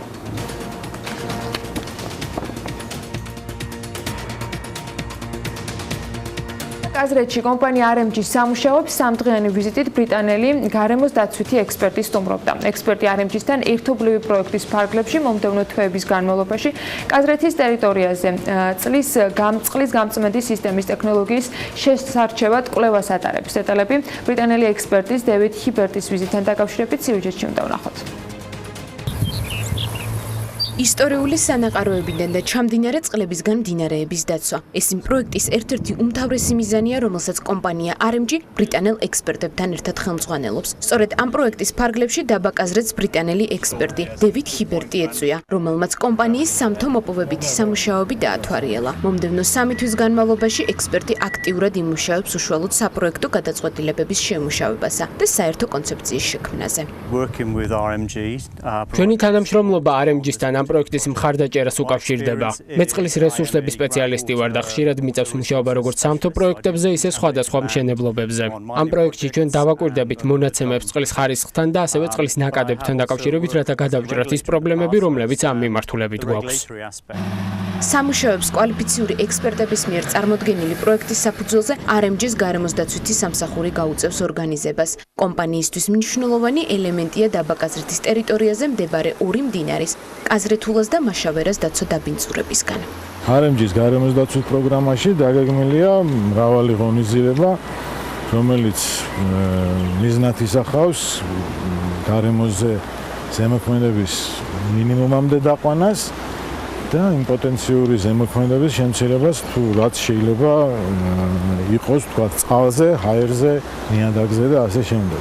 იმდინარე პროექტია ეხლა რომელზეც ვიყავით, ეს არის მდინარე კაზრეთულას ინკაპსულაცია მილში, რომელიც სრულიად გამორიცხავს მის დაზიანებას და დაბინძურებას. შესაბამისად, მდინარე მაშავერა, რომელიც შენაკადიც არის მდინარე კაზრეთულა, იქნება ამით დაცული. კომპანია RMG-ს გარემოს დაცვით პროგრამასთან ერთად მრავალი ახალი ღონისძიება აქვს დაგეგმილი. ტერიტორიაზე 4 ახალი გამწმედი ნაგებობა დამონტაჟდება, რომელიც ჩამონადენ წყლებს გაწმინდავს. გარემოს დაცვითი პროექტის ფარგლებში მოწვეული ექსპერტები 2018 წლებში დააკვირდებიან და მონიტორინგს გაუწევენ ყველა იმ აქტივობას, რომელსაც კომპანია განახორციელებს. სანამ მიმდინარე თემატიკას დაუბრუნდებით ეკონომიკაზე, ფინანსებზე, მათ შორის მსოფლიო ეკონომიკის, ბირჟების და ძირითადი საფონდო თუ სხვა ინდექსების შეფასებას ამასთან დაკავშირებით ემზადება და რამდენიმე წუთში გალტენდაგარტის სათავო ოფისიდან ჩაგვერთვება გოგა მელიქიძე. მანამდე შედარებით განტვირთვის თემა, სად დავისვენოთ მიმდინარე წლის ზაფხულის შვებულებაზე. მე არ ვიცი ხა სიმართლე გითხრათ, ჩემთან დაკავშირებით ცოტა თავ შევიკავებ ჩემი გეგმებიდან გამომდინარე, მაგრამ ვინც ჯერ კიდევ არ გასუხართ, ან არ დაგიგეგმავთ, მინდა რომ ამ არაჩვეულებრივ დუეტს მოусმინოთ. ანუკა ჯოხაძე და მარიამ ადამია კვლავ საქმიანი დილის სტუდიაში არიან, დილა მშვიდობის. დილა მშვიდობის. და ვიდრე ეს არაჩვეულებრივი დუეტი ტრიოდ გადაიქცევა და ამისთვის სულ რამდენიმე დღე დარჩა. მე ამის დიდი იმედი მაქვს. საუბარია პატარა რობაქიძეზე, რომელიც სულ მალე მოვლინება ქვეყანას. მოდი მოусმინოთ მარიამს და ანუკას. დარწმუნებული ვარ, ძალიან მადის აღძვრელი რჩევები ექნება ზაფხულში დასვენებასთან დაკავშირებით. წარმატებული ეთერი. დილა მშვიდობის გიორგი, კიდევ ერთხელ ევროპის საუკეთესო სანაპიროთა ჩამონეთვალ სტრუას ნახევარკუნძულით გავხსნი, რომელიც პორტუგალიაში ლისაბონის სამხრეთით მდებარეობს და დაახლოებით 1 საათის სავალზეა და ის ცნობილია თავისი 1600 კილომეტრის სიგრძის ქვიშიანი სანაპიროთი. სტრუა გალეს სანაპირო გამოირჩევა თავისი სიმშვიდით, ადგილმდებარეობითა და არაბიდეს მთების თვალწარმტაცი ხედით. აქ ატლანტიკის ოკეანის სხვა ადგილებთან შედარებით უფრო მშვიდია და საცურაოდაც შესაბამისად შესაფერისი. ასევე გეტყვით, რომ ოკეანის მახლობლად მდებარეობს ტროია რეზიდენსი, სადაც ივნისში აპარტამენტების ფასი 107 ევროდან იწყება და დროთა განმავლობაში შედარებით იზრდება ზაფხულის პერიოდში. მიმდინარე წლის საუკეთესო სანაპიროდ აღიარეს სამოკეირაც. ეს პატარა პლაჟი ალენტეჟუს სამხრეთ სანაპიროზე გადათეთრებულ სოფელ პორტოკოვოს ჩრდილოეთით, კლდოვან ყურეში მდებარეობს. ზოგიერთი ამ ადგილს ფრიალო კლდის გრძელი ბილიკის გამო თავს არიდებს, მაგრამ სწორედ ამიტომაა, რომ აქ გაცილებით მეტი სიმშვიდეა ვიდრე სოფლის მთავარ სანაპიროზე. ზღვიდან 500 მეტრით მოშორებით კი საკუთარი საცურაო აუზის მქონე კემპინგ პორტოკოვო მდებარეობს, სადაც ორკაციანი კარვის ადგილი ღამეში 12 ევროდან იწყება, ხოლო ბუნგალოების ფასი 50 ევროდან. გადავინაცვლოთ ესპანეთში, სადაც ერთ-ერთი ყველაზე გამორჩეული სანაპირო პალაია დე კარნოტა მდებარეობს. ნახევარმთვარის ფორმის ეს 7 კილომეტრიანი პლაჟი გალისიის მხარეში ყველაზე გრძელ სანაპიროდ არის მიჩნეული. ურბანული დასახლებიდან მოშორებით მდებარე პალაია დე კარნოტაზე მოხვედრილ დამსვენებელს თოვლივით ქათქათა ქვიშითა და მთების ხედით დადგმობის საშუალება ეძლევათ. დასარჩენად კი გირჩევთ სასტუმრო კასა რურალ სენ-სიბარს, რომელიც 15 წუთის სავალზეა და ორადგილიანი ნომრის ფასი საუზმის ჩათვლით აქ 50 ევროდან იწყება. ისევ ესპანეთზე და მის კიდევ ერთ მშვენებაზე პალაია დე ლა ფრანკაზეც უნდა ვისაუბროთ. ეს არის სანაპირო, რომელიც გამწვანებული კლდეებით არის გარშემორტყმული, ქვიშა კი წვრილი და ოქროსფერია. სასტუმრო შეგიძლიათ მირადორ დე ლა ფრანკაში ერჩიოთ, სადაც ორადგილიანი ნომრის საწყისი ფასი სულ რაღაც 59 ევროა. თქვენს ყურადღებას გამოვახვილებ ასევე კართაგენიდან ნახევარი საათის სავალზე მდებარე პალაია დე კალბლანკაზეც, რომელიც 1987 წელს თავისი მდიდარი ფაუნისა და ფლორის წყალობით დაცულ ზონად გამოცხადდა. აქ თოლიები უიშვიათესი სახეობის წყლის მცენარეებთან თანაარსებობენ. მთელი მიდამო გარშემორტყმულია კრისტალივით კამკამა წყლით, ოქროსფერი ქვიშითა და გადამწვანებული გორაკებით, რაც ყველაზე მნიშვნელოვანია კომპანია ხმელთაშუა ზღვის ბევრი სანაპიროსაგან განსხვავებით კალბლანკი არასოდეს არის გადავსებული და ხალხმრავალი ქალაქში მდებარე სასტუმრო NH კართაგენაში ორადგილიანი ნომრის საწყისი ფასი საუზმის გარეშე 90 ევროა. ესპანეთის შემდეგ იტალიაში გამოგზაურებთ ლასკალა-დეი ტურკიას ეწოდება სანაპიროს, რომელიც სიცილიაზე მდებარეობს და რომელიც პირდაპირ ლაჟვარდისფერ წყალში ჩადის. სანაპიროზე მისვლა ცოტა არ იყოს საშიშია, რადგან სანაპიროს გასწრო ბილიკები ტალღებმა ბუნებრივ ქვად გადააქცია, რაც ძალიან ვიწროა. თავად სანაპირო ბუნების უდიდესი არქიტექტურული შედევრია და აუცილებლად ღირს მისი ნახვა, თუმცა ამისთვის სათანადოდ უნდა მოემზადოთ. აუცილებლად წაიღეთ თან ბევრი წყალი და მზის ქუდი ან რაიმე სხვა სახის მზისგან დამცავი საშუალება. გასაჩერებლად გირჩევთ რამდენიმე კილომეტრის მოშორებით მდებარე სასტუმრო. მასერია აგნელოს, სადაც ორადგილიანი ნომრის საწყისი ფასი 150 ევროა. მართალია სასტუმრო სანაპიროსგან მოშორებით მდებარეობს, მაგრამ იქ დაბინავებას ნამდვილად არ ინანებთ. ევროპის საუკეთესო სანაპიროების ჩამონათვალი ვერ ჩაივიდა საფრანგეთის გარეშე, რა თქმა უნდა, საიდანაც უნდა აღვნიშნოთ ჟირონდაში მდებარე პლაჟ დე ლიონი. ფიჭვნარს შორის ველოსიპედების ბილიკი და დიუნები მიუყვება, რომლებიც პირდაპირ სანაპიროსაკენ მიდის. შედეგად ეს არის ადგილი ბუნების მოყვარულთა და ნატურალისტთა სამოთხედ აღიარებული. აქ შეგიძლიათ გაჩერდეთ სასტუმრო ივისა ზენიტში, სადაც ორადგილიანი ნომრის ფასი სულ რაღაც 55 ევროა, ხოლო საერთო საცხოვრებელში საწოლის ღირებულება 23 ევროდან იწყება. ვისაც დასვენება ხორვატიაში აქვს გადაწყვეტილი, აუცილებლად უნდა ესტუმროს დუბროვიქსი. ივლისსა და აგვისტოში სამხრეთი მდებარე ეს პატარა სანაპირო ხალხმრავლობისგან საუკეთესო თავშესაფარია, რომელიც დამსვენებლებს შორის დიდი პოპულარობითაც სარგებლობს. უწვრილესი კენჭებით მოფენილი სანაპირო ნაწილობრივ ფიჭვის ხეების ჭრდილშია მოქცეული. სანაპიროდან ქალაქის ულამაზესი ხედები მოჩანს, ხოლო ზღვისპირა რესტორანში სალათებისა და თევზის კერძების დიდი არჩევანია. ივნისში სვეტი ჯეიკობ აპარტამენტში ოთახის ღირებულება 75 ევროშია დგას და ყველა ოთახს აქვს აივანი, რომელიც სანაპიროს გადაჰყურებს. კიდევ ერთი ხორვატიული სანაპირო გავაცნობთ მაყურებელს, ეს არის პოსედარი.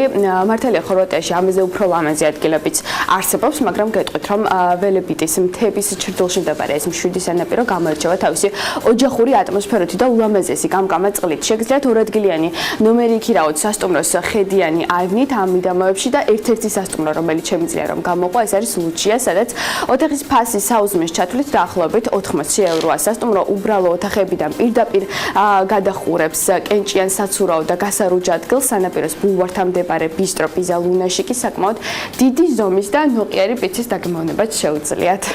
რაც შეეხება საბერძნეს, აქ სანაპირო პლაკას გამოუყოფს, სადაც 2 მილის სიგრძეზე გადაჭიმულ თეთრქვიშიან სანაპიროზე ცოტ-ცოტა ყველაფერია: წყლის ველოსიპედები, კანოეები, ხალხმრავალი სანაპირო ბარები და უამრავი ტავერნა.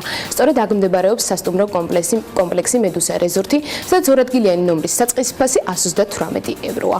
და ალბათ ვერმა არ იცის, რომ საბერძნეთში მდებარეობს კუნძული ამორგოსი, სადაც ფრანგმა კინორეჟისორმა ლუიკ ბესონმა თავისი ცნობილი ფილმი ცისფერი უფსკრული გადაიღო. ეს არის თვალს მოფარებული ნალის ფორმის მქონე ყურე, სადაც შეგიძლიათ მთელი დღე გაატაროთ ისე, თითქოს ტალღებმა უკაცრიელ კუნძულზე გამოგრიყათ. უახლესი ადგილი, სადაც გაჩერება შეიძლება პორტ კატაპოლადან 45 წუთის სავალზეა მანქანი Total Minua. სადაც ორადგილიანი ნომრის საწყისი ფასი საუზმის გარეშე 45 ევროდან მერყეობს. ეს არის ოჯახური ტიპის ძალიან მყუდრო პანსიონატი, რომელიც ზედ სანაპიროზევე მდებარეობს.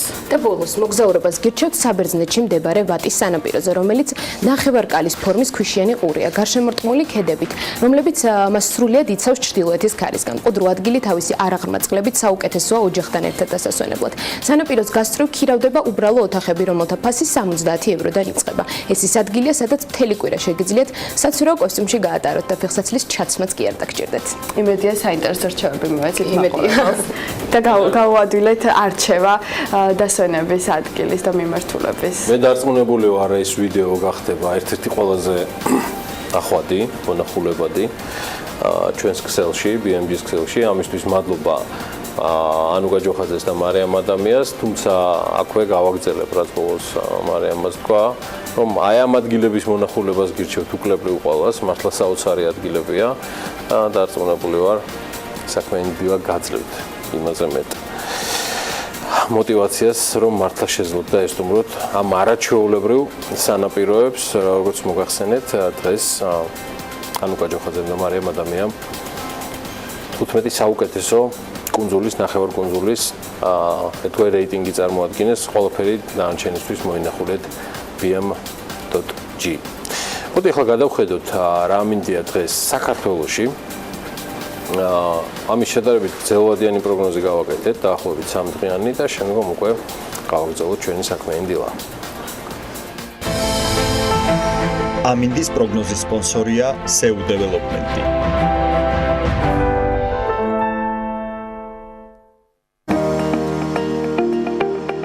ამინდის პროგნოზის სპონსორია სადაზღვევო კომპანია უნისონი. თავისუფალი დაზღვევა თქვენი სიმშვიდისათვის.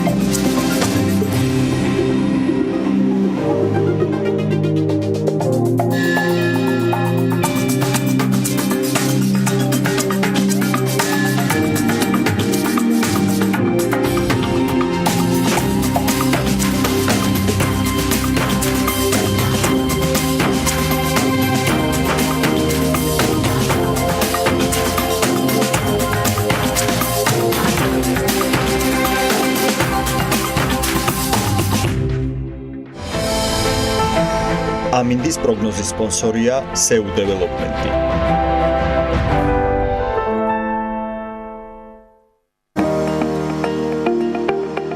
ამინდის პროგნოზის სპონსორია სადაზღვევო კომპანია უნისონი. თავისუფალი დაზღვევა თქვენი სიმშვიდისათვის.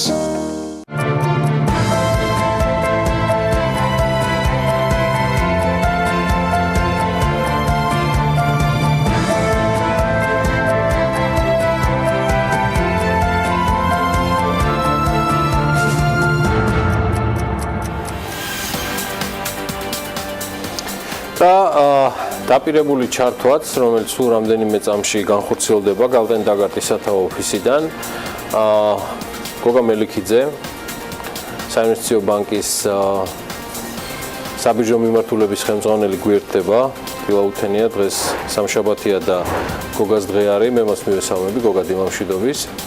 საკმაოდ ისეთი საინტერესოდ მერყევი კვირა იყო. რო არელოდი რეალურად იმ ინდექსებმა დაიკლო, თუმცა ჯამში ყველაფერი სტაბილურად იყო, მაგრამ არელოდა ალბათ შედარებით დილეტანტი ამ სფეროში, გამომდინარე იქიდან, რომ ამერიკა-ჩინეთის სავაჭრო ომი, რომელიც შეიძლება რეალური ომებისგან გაცილებით მძიმეა თავისი შედეგებით, ყისიერი ასახვალოა იგივე ნავთობის ფასზე. და გალტენ დაგარტის ანალიტიკაშიც ქალბატონებო და ბატონებო ამოიკითხავთ, რომ ამან ყველაფერმა დაახლოებით ჯამში დასაწყისში თითქმის 7%-იანი ვადა დააჩვენა, მაგრამ კვირის განმავლობაში დაახლოებით 5%-ზე დასტაბილურდა. იკლო ოქრო და ამ ყველაფერს აქვს თავისი მიზეზი. მათ შორის ინდექსებს სხვადასხვა ქვეყნებში და რეგიონებში. ყველაფერი დანარჩენისთვის საქმიან დილაში არსებობს გოგა მელიქიძე, მე მას კიდევ ერთხელ მივესალმები და გოგა წარმატებულ ეთერს გისურვებ.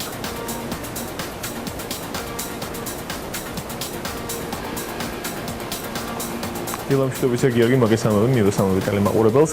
კი, ნამდვილად, გასული კვირა მივხვდით, რომ ასე ვთქვათ, ცხელი ზაფხული გვაქვს, საკმაოდ საინტერესო იყო. თან გარკვეულწილად სტაბილური, მაგრამ საკმაოდ საინტერესო ნიუსები გამოვიდა. დასაწყისში ვიტყვი, რომ ძირითადი, ასე ვთქვათ, განხილვის საგანი დღეს, ამ განხილვის საკითხები, რაც სოფლიოში მიმდინარეობს, არის შევთქვათ სამი ძირითადი თემა. პირველი არის ეს სავაჭრო ტარიფები, რასაც ტრამპი ანხორციელებს, გარკვეულწილად თან აწესებს ამ სავაჭრო ტარიფებს და ხან გარკვეულწილად, ასე ვთქვათ, არ ახორციელებს, მაგრამ ნუ ამაზე უნდა დეტალურად მოვყვები მე შიგადაშიგ. დავიწყებ ამერიკით და ერთ-ერთ მომიუხილავ ინდექსებს, გასულ კვირას ამერიკული ინდექსები საკმაოდ ნორმალურად გაიზარდნენ, შეიძლება ითქვას, Dow Jones-ი გაიზარდა საკმაოდ კარგად 1%-ით და Dow Jones-ის ხელა ინდექსისთვის 1%-იანი და საკმაოდ კარგი და არის და წლის ჭრილში თუ შევხედავთ სადღაც 1.2-1.3%-ით არის გაზრდილი. S&P 500-ი გაიზარდა დაახლოებით 0.5-0.6%-ით, ანუ Dow Jones-ის შემდეგ საკმაოდ კაი დააჩვენა S&P 500-მა და წლის თვალსაზრისით თუ შევხედავთ სადღაც 5%-იანის და არის 5.29-ია და ყველაზე კარგი და ესე ვთქვათ, ჩემს აყვავმა ინდექსმა Nasdaq-მა აჩვენა 1.3% გაიზარდა კვირის მანძილზე და ერთი კვირის ესე ვთქვათ მონაკვეთში 1.3%-იანი და საკმაოდ კარგია და ახლობით ესე ვთქვათ წლის თვალსაზრისით წლის ჭრილში გაზრდილია 15%-ზე მეტი. ზოგადად ამერიკაში ძირითადად ამერიკაში რაც ხდება ეს არის ეს ტარიფებისთან დაკავშირებული საკითხები, რომ ტრამპი ესე ვთქვათ ტარიფებს უზრდის სხვადასხვა ძირითადად ეკონომიკებს და თავარი ეკონომიკური ესე ვთქვათ მიმოხილვა ტარიფებისთვის არის ჩინეთთან დაკავშირებით და ჩინეთს როცა გადავალ ამაზე 1-2 სიტყვით ვისაუბრებ. ინფლაციის მაჩვენებელი გამოვიდა ამერიკაში პირველი 6 თვის ივნისის ჩათვლით და ეს არის 2.9%. ბოლო 6 წლის მანძილზე 6 თვიანი ინფლაცია, ანუ 6 თვის სტატისტიკა წლის ინფლაციის ამხელა არ ყოფილა. ამან გარკვეულწილად ეს ვთქვათ ნერვიულობა გამოიწვია ეკონომისტებში, თუმცა რაც უნდა უცნაური იყოს ეს ასე ვთქვათ არასახულა ობლიგაციების ფასებში, იმიტომ რომ ჩვენ ვიცით რომ მაღალი ინფლაციის მაჩვენებელი გამოდის, როგორც წესი მაშინ ობლიგაციების ფასი დაბლა მოდის, თუმცა ესეთი ინტერესის შემცირება ობლიგაციების ბაზრის მიმართ ჩვენ ვერ დავინახეთ. ინტერესი იყო როგორც პირველადი ბაზრის მიმართ, ასევე მეორადი ბაზრის მიმართაც.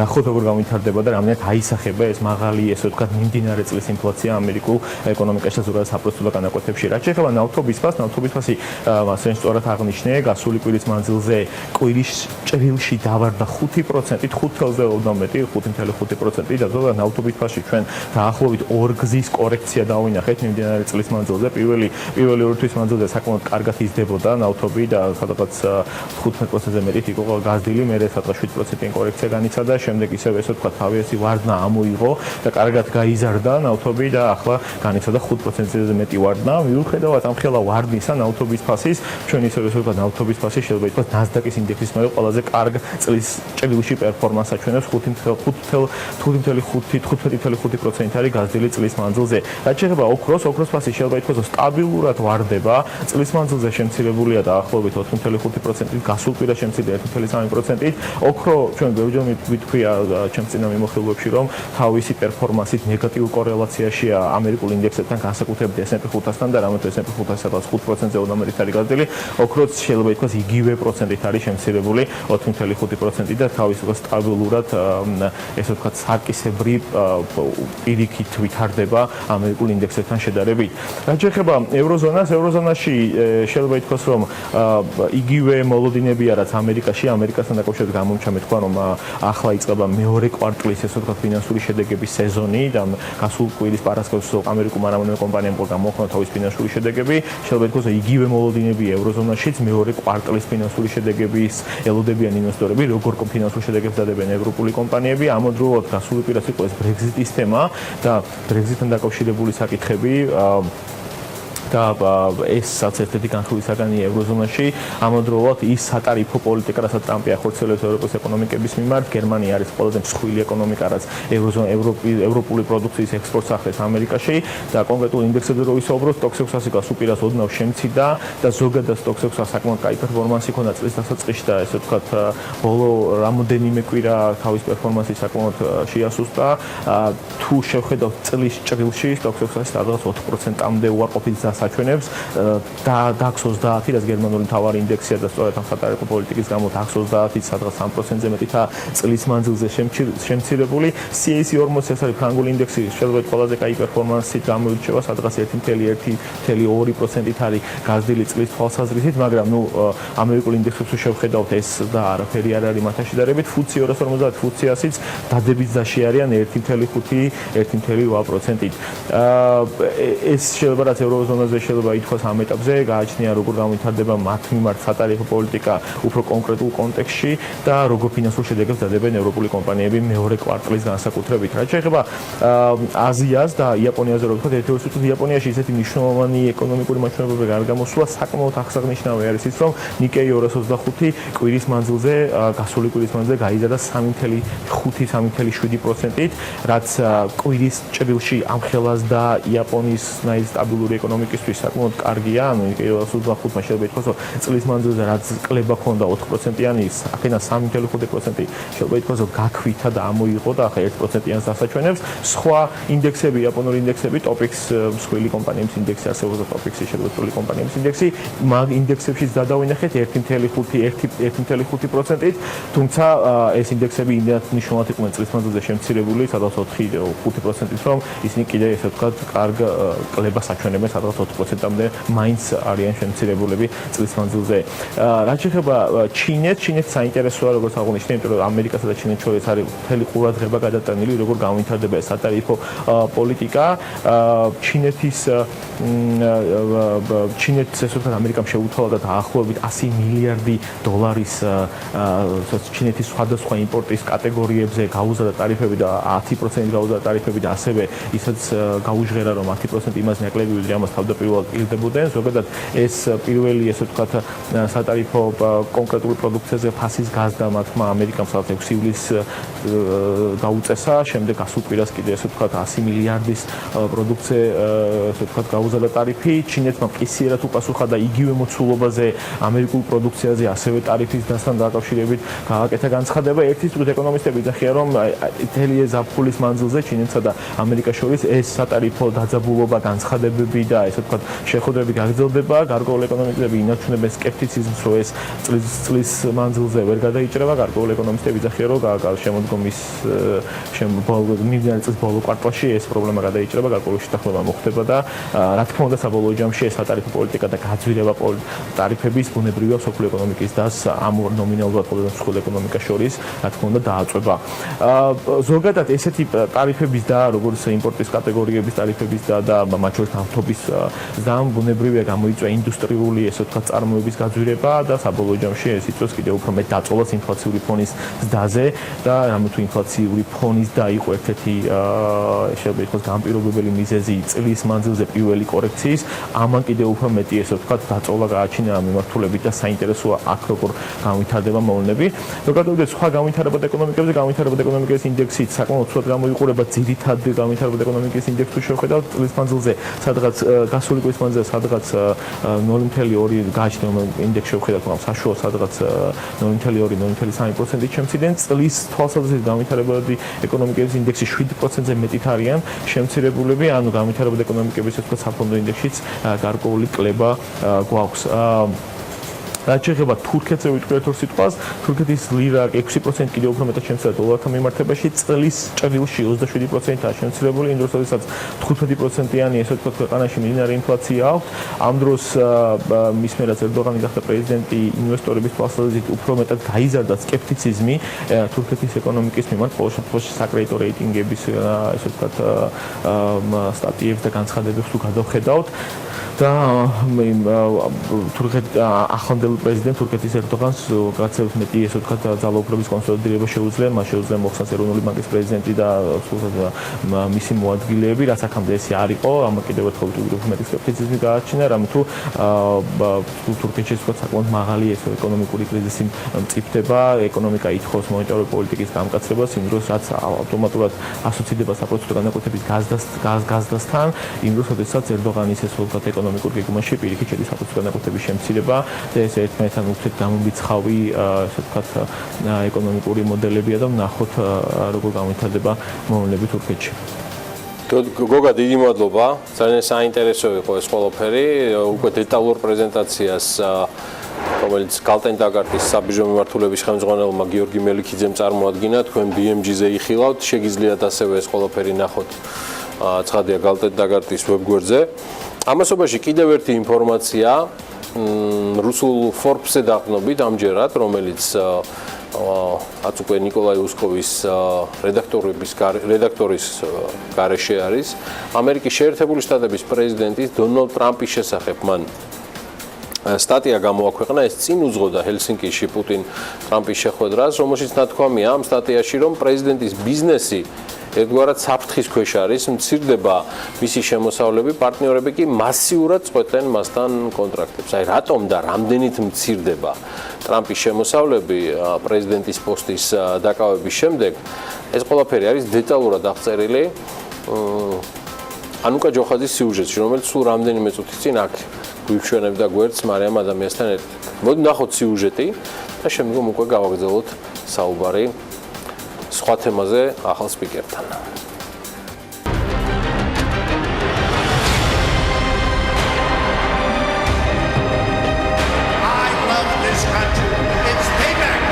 წლების განმავლობაში დონალდ ტრამპმა პრეზიდენტის პოსტის დაკავებამდე მილიონობით ამერიკული დოლარის გამომუშავება შეძლო.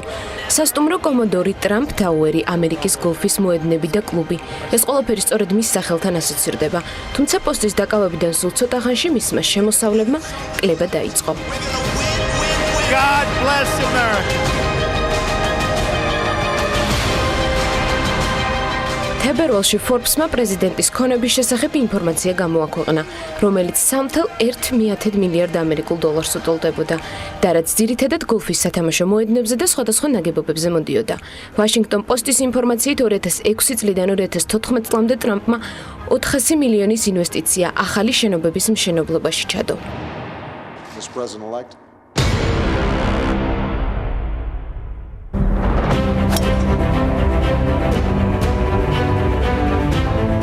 მაისში კი პრეზიდენტმა თავისი წილი ბრუკლინის ერთ-ერთ პროექტში 15 მილიონ ამერიკულ დოლარად გაყიდა. საპრეზიდენტო არჩევნებში მოგებამდე Forbes-ის შეფასებით ის 50 მილიონზე მეტს გამოიმუშავებდა წელიწადში.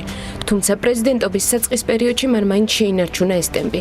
ტრამპმა გამოიმუშავა 20 მილიონი ამერიკული დოლარი გააფორმა ხელშეკრულება ანჯელ ჩენთან, რომელიც კონსალტინგური კომპანიის Global Alliance Associates სათავეში დგას. თუმცა როგორც Forbes-ის სტატიაში ვკითხულობთ, ტრამპისთვის ეს ბოლო მსხვილი პარტნიორობა იყო.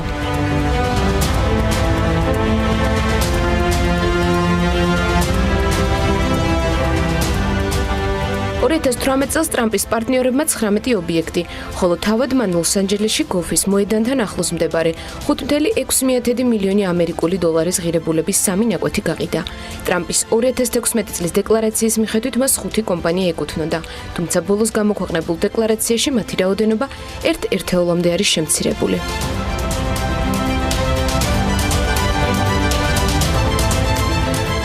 ყველაფრის მიუხედავად დონალდ ტრამპი ამერიკის უმდიდრესი ადამიანების სიაში მაინც მოწინავე პოზიციაზეა. ნიუ-იორკსა და სან-ფრანცისკოში მის ოფისებს და სავაჭრო ცენტრებს 160-მდე მოიჯარე კომპანია ჰყავს. ისეთები როგორიცაა Gucci, Walgreens Boots Alliance და Starbucks-ი, რომელიც ტრამპის კომპანიას წელიწადში 175 მილიონ ამერიკულ დოლარს უხდის, თუმცა ამ თანხის უმეტესი ნაწილი ყოველდღიურ ხარჯებში მიდის.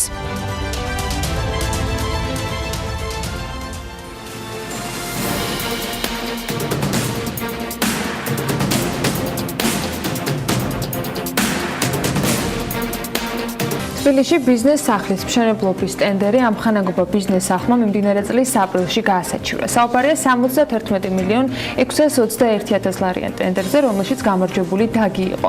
რაც შეეხება თავად შესყიდვას უნდა აშენდეს ბიზნეს სახლი, რომელიც ბიზნესისათვის ერთი ფანჯრის პრინციპით იმუშავებს და კერძო სექტორს 600-მდე მომსახურებას ერთ სივრცეში შესთავაზებს. სატენდერო კომისიამ დაგის მიერ წარმოდგენილი ყველა დოკუმენტი და აუდიტორიული ანგარიში კანონთან შესაბამისად ჩათვალა. თუმცა ამ გადაწყვეტილებას არ ეთანხმება ამხანაგობა ბიზნეს სახლი, რომელიც ტენდერის ერთ-ერთი მონაწილე გახლდათ. რა ეტაპზეა საქმე და როდის უნდა ველოდოთ ამ ერთ-ერთ კონკრეტულ საკითხზე გადაწყვეტას მუნიციპალური განვითარების ფონდის ახლად დანიშნულ ხელმძღვანელს გიორგი შენგელიას მასპინძლობთ. მოგესალმებით ბატონ გიორგი, მადლობა სტუმრობისათვის. ეს არ არის ერთადერთი თემა, ქალბატონებო და ბატონებო, რომელზეც გიორგისთან ვისაუბრებთ. მუნიციპალური განვითარების ფონდს ახალი აღმასრულებელი დირექტორი ხავს და ცხადია ბიზნეს სახლის მშენებლობა არის ერთ-ერთი თემათაგანი, თუმცა მნიშვნელოვანი გამომდინარე იქიდან, რომ ჯერ კიდევ ყოფილმა პრემიერ-მინისტრმა უმნიშვნელოვანესი სერვისები დაანონსა ამასთან დაკავშირებით. და უცბად წამოვიდა თემა, რომელმაც ვერ ვიტყვი, რომ ჩვენთვის ვთქვათ გადაფარა იმ სერვისების მოლოდინი, რაც ბიზნეს ჰქონდა. მაგრამ ფაქტია, რომ დროში ძალიან გაწევა ეს თემა. რამდენად ძალიან მოკლე ისტორია მინდა ამ თემის გიორგი თქვენგან და რამდენად ეფექტური იქნება ფონდი საიმისოთ, რომ სწრაფად გადაწყდეს საკითხი საიმისოთ, რომ თემა მოიწუროს და მშენებლობა დაიწყოს. დიდი მადლობა მოწვევისთვის კიდევ ერთხელ მოგახსენებთ ძალიან მოკლედ ის თემა რომელიც თქვენ ახსენეთ სამწუხაროდ ეს ფაქტი რა თქმა უნდა არსებობს ამას არ ვერ ვარყავს მაგრამ დღეს მდგომარეობით პრაქტიკულად ეს საკითხი გადაწყვეტილია და ამოწურულია გარდა ამისა მინდა ვთქვა და აღვნიშნო რომ თქვენ მართალი ბრძანდებით ეს არის ძალიან ამბიციური პროექტი რომელიც ძალიან დიდი ინტერესს იწვევს ცხადია ტრამპის სიუჟეტის შემდგომ ცოტა შეიძლება ციფრები ნაკლებია, მაგრამ ჩვენი ეკონომიკისთვის რა თქმა უნდა ეს ძალიან მნიშვნელოვანი და მსხვილი პროექტია. სწორედ იმიტომ რომ გარკვეული რაღაც კულუარული საუბრები ასე ვთქვათ, დაპირისპირებას მოდით ვთქვათ, გაჩნდა ამ პროექტის გარშემო, შესაბამისად მუნიციპალური განვითარების ფონდმა იმუშავა ამ პროექტზე, ამ ტენდერთან დაკავშირებით. დღეს ვართ მგზად რომ გამოვაცხადოთ ტენდერი, შესაბამისად ხვალ 11 საათზე მინდა ვისარგებლოთ თქვენი ეთერი და დავაანონსოთ ღია კარის დღე, სადაც მოწვეული იქნებიან აბსოლუტურად ყველა მოქმედი საქართველოში მსხვილი სამშენებლო კომპანიები. თქვენ შეგიძლიათ ძალიან ბევრი გყავთ, ვისთანაც ურთიერთობა გაქვთ, აცნოთ მათ და უთხრათ რომ ჩაერთონ ამ პროცესში. შესაბამისად იქნება დიალოგი, რომელიც კიდევ უფრო თუ რამე ცვლილება იქნება შესატანი ან გასათვალისწინებელი. კი ბატონო, ჩვენ გეგმავთ რომ დაახლოებით ალბათ აგვისტოს ბოლოს უკვე ეხლა გარკვეულ პროცედურებს გადის, ეს უკვე ასე ვთქვათ, დოკუმენტალური ნაწილია დარჩენილი და ბიუროკრატიული ნაწილი ამ ტენდერის. დიდი მადლობა მინდა აქვე უთხრა კომპანია ბიმარკს, რომელმაც ცვლილება შეიტანა პროექტში, გაიაფთა ეს პროექტი, ანუ 71 მილიონიდან ეხლა ჩვენ ჩამოვედით 55-ზე. ისე შევძელით, რომ არ შეიცვალა არანაირი ტექნიკური პარამეტრი, ძირითადად ეს მოხდა ოპტიმიზაციის ხარჯზე. 16 მილიონი შემცირდა, გიორგი? კი ბატონო, კი ბატონო. ეს გაკეთა კომპანია ბიმარკი? დიახ, დიახ. ეს არის ქართული კომპანია, რომელიც ძალიან კარგი პროექტებია განხორციელებული. ხარჯზე თუ არ შეძლებელი ამის. ძირითადად ეს არის ოპტიმიზაციის ხარჯზე განხორციელებული სხვადასხვა კომპონენტებში, ასე ვთქვათ რა. თუმცა ძირითადი ხაზი რაც გულისხმობს იმას, რომ ეს არის ინოვაციური შენობა, არის მწვანე შენობა და აბსოლუტურად ენერგოეფექტური და თანამედროვე მიდგომებს გულისხმობს, ეს რა თქმა უნდა შენარჩუნებულია რა. ამის შეიძლება იყოს სხვა კომპანიებთან საუბარი. ამ ცვლილებამ რამდენად ვთქვათ შეიძლება ქართულ კომპანიებს რეალობას მოარგოს ეს ტენდერი თუ რას ელოდებით თქვენ? მოგახსენეთ. ეს ცვლილება გარდა იმისა, რომ გარკვეული სახსრების ეკონომიის საშუალებას იძლევა, ამავე დროს ძალიან მნიშვნელოვანია იმ კუთხით, რომ მეტი კომპანიის ჩართულობა შეიძლება იმ შემთხვევაში თუ ვთქვათ მოგეხსენებათ, რომ როდესაც სატენდერო პირობები დგება, ერთ-ერთი კრიტერიუმი აუცილებლად იქნება შესრულებული სამუშაოების მოცულობა, ადეკვატური ვთქვათ იმ გამოცხადებული სამუშაოებისა და მოცულობისა პროექტის. შესაბამისად, როდესაც ეს თანხა იწევს, მეტი კომპანია, რომელსაც შეიძლება 71 მილიონი მოთხოვნა ვერ დაეკმაყოფილებინა, ეხლა მეტი შანსია. ამავე დროს არავინ არ ზღუდავს ეგრეთ წოდებულ ამხანაგობებს და ჩვენ ძალიან მოხარული ვიქნებით უცხოური გამოცდილებას თუ იქნება ჩართული, თუმცა სიმართლე გითხრათ, ეს იმდენად საინტერესო და კარგი პროექტია, რომელსაც ყველა ასე ვთქვათ, უფრო დეტალებში გავაშუქებთ, რომელიც აბსოლუტურად ყველა სამშენებლო კომპანიის პორტფოლიოში თუ ჩაიწერება ძალიან საამაყო და სავიზიტო ბარათით შეიძლება გახდეთ. ბიზნეს სახლის პროექტის პრეზენტაცია მოხდება, ანუ ღია კარის დღე დაეთმობა მხოლოდ ამას. ამავე დროს ტენდერიც უკვე ოფიციალურად ტენდერი ასე ვთქვათ, პირველად თქვენი ეთერიდან დავაანონსეთ, დიახ, იქნება აგვისტოს ბოლოსთვის უკვე აქ დარჩენილია ასე ვთქვათ, სუფთა დოკუმენტალური ნაწილი და არჩენი ყველაფერი უკვე მომზადებულია. რა. მოკლედ ველოდებით დიდ აქტივობას. კი, ოპტიმისტურად შევხედავ ამ საკითხს და ტენდერის დასრულების თუ აღარ გასაჩერდება, ყველაფერი წესრიგში იქნება და გამარჯვებული კომპანიაც გვეყოლება, დაახლოებით რა ვადას უსაზღვრავთ თქვენ ჩვენ კომპანიებს? ვფიქრობთ, რომ მომავალ წელს უკვე წლის ბოლოს უნდა დასრულდეს. მე მოусმინე და მქონდა ეს პროლოგში გიორგი, მაიაც კითიშვილის რამდენიმე განცხადებას პარლამენტში ერთ-ერთს გამოვყოფ ქალბატონი მაიას ნათქვამიდან ინფრასტრუქტურის სამინისტრო ყველა თავისი ცხადია უკვე სტრუქტურით CP იქნება ეს თუ ჩვეულებრივი ინფრასტრუქტურა შემავალი არ არის ამ შემთხვევაში საგამოძიებო სტრუქტურა და ის არ არის იმაშეულია მეტნაკლებად კორუფციის პრევენცია გააკეთოს მე არსად არ მიმყავს კონკრეტულად თემა ბიზნეს სახთან დაკავშირებით მაგრამ ჩემთვის ძალიან დიდი სიურპრიზია თქვენი გაჟღერებული ინფორმაცია არა მხოლოდ იმაზე რომ აგვისტოს ბოლოს იქნება ტენდერი და მომავალ წელს ბიზნესის სახე ეს ძალიან კარგია რომ დაიზოგა ამხელა თანხა შეგვიძლია თუ არა ჩვენ ქალბატონი მინისტრის ნარატივი გავაგრძელოთ და ვთქვათ რომ გადახედვა პროექტის მოხდა იმგვარად რამაც დაზოგა თითქმის რაზეა საუბარი თითქმის $7 მილიონ არ ნაკლებ $6 მილიონ მეტი, კი ბატონო, რაც არის ძალიან დიდი თანხა ამ კონკრეტულ შემთხვევაში და ვიღებთ იგივე შედეგს. რატო იყო ადრე გამოცხადებული 71? ანუ მე გავიგე თქვენი პასუხი ოპტიმიზაცია. მაგრამ დავაკავშირე ეს ყველაფერი ახლა ქალბატონი მინისტრის ნათქვამით. არა, პირდაპირ ნამდვილად არ არსებობს, რა თქმა უნდა, უბრალოდ მოდით ესე ვთქვათ რა მეორე მხრიდან შევხედოთ ახლა პროექტირებას და ზოგადად არქიტექტორებს და არქიტექტურულ საქმიანობას, ხო? ეს ხო შემოქმედებითი საქმიანობა, მოდით ესე ვთქვათ რა და გემოვნების საკითხია.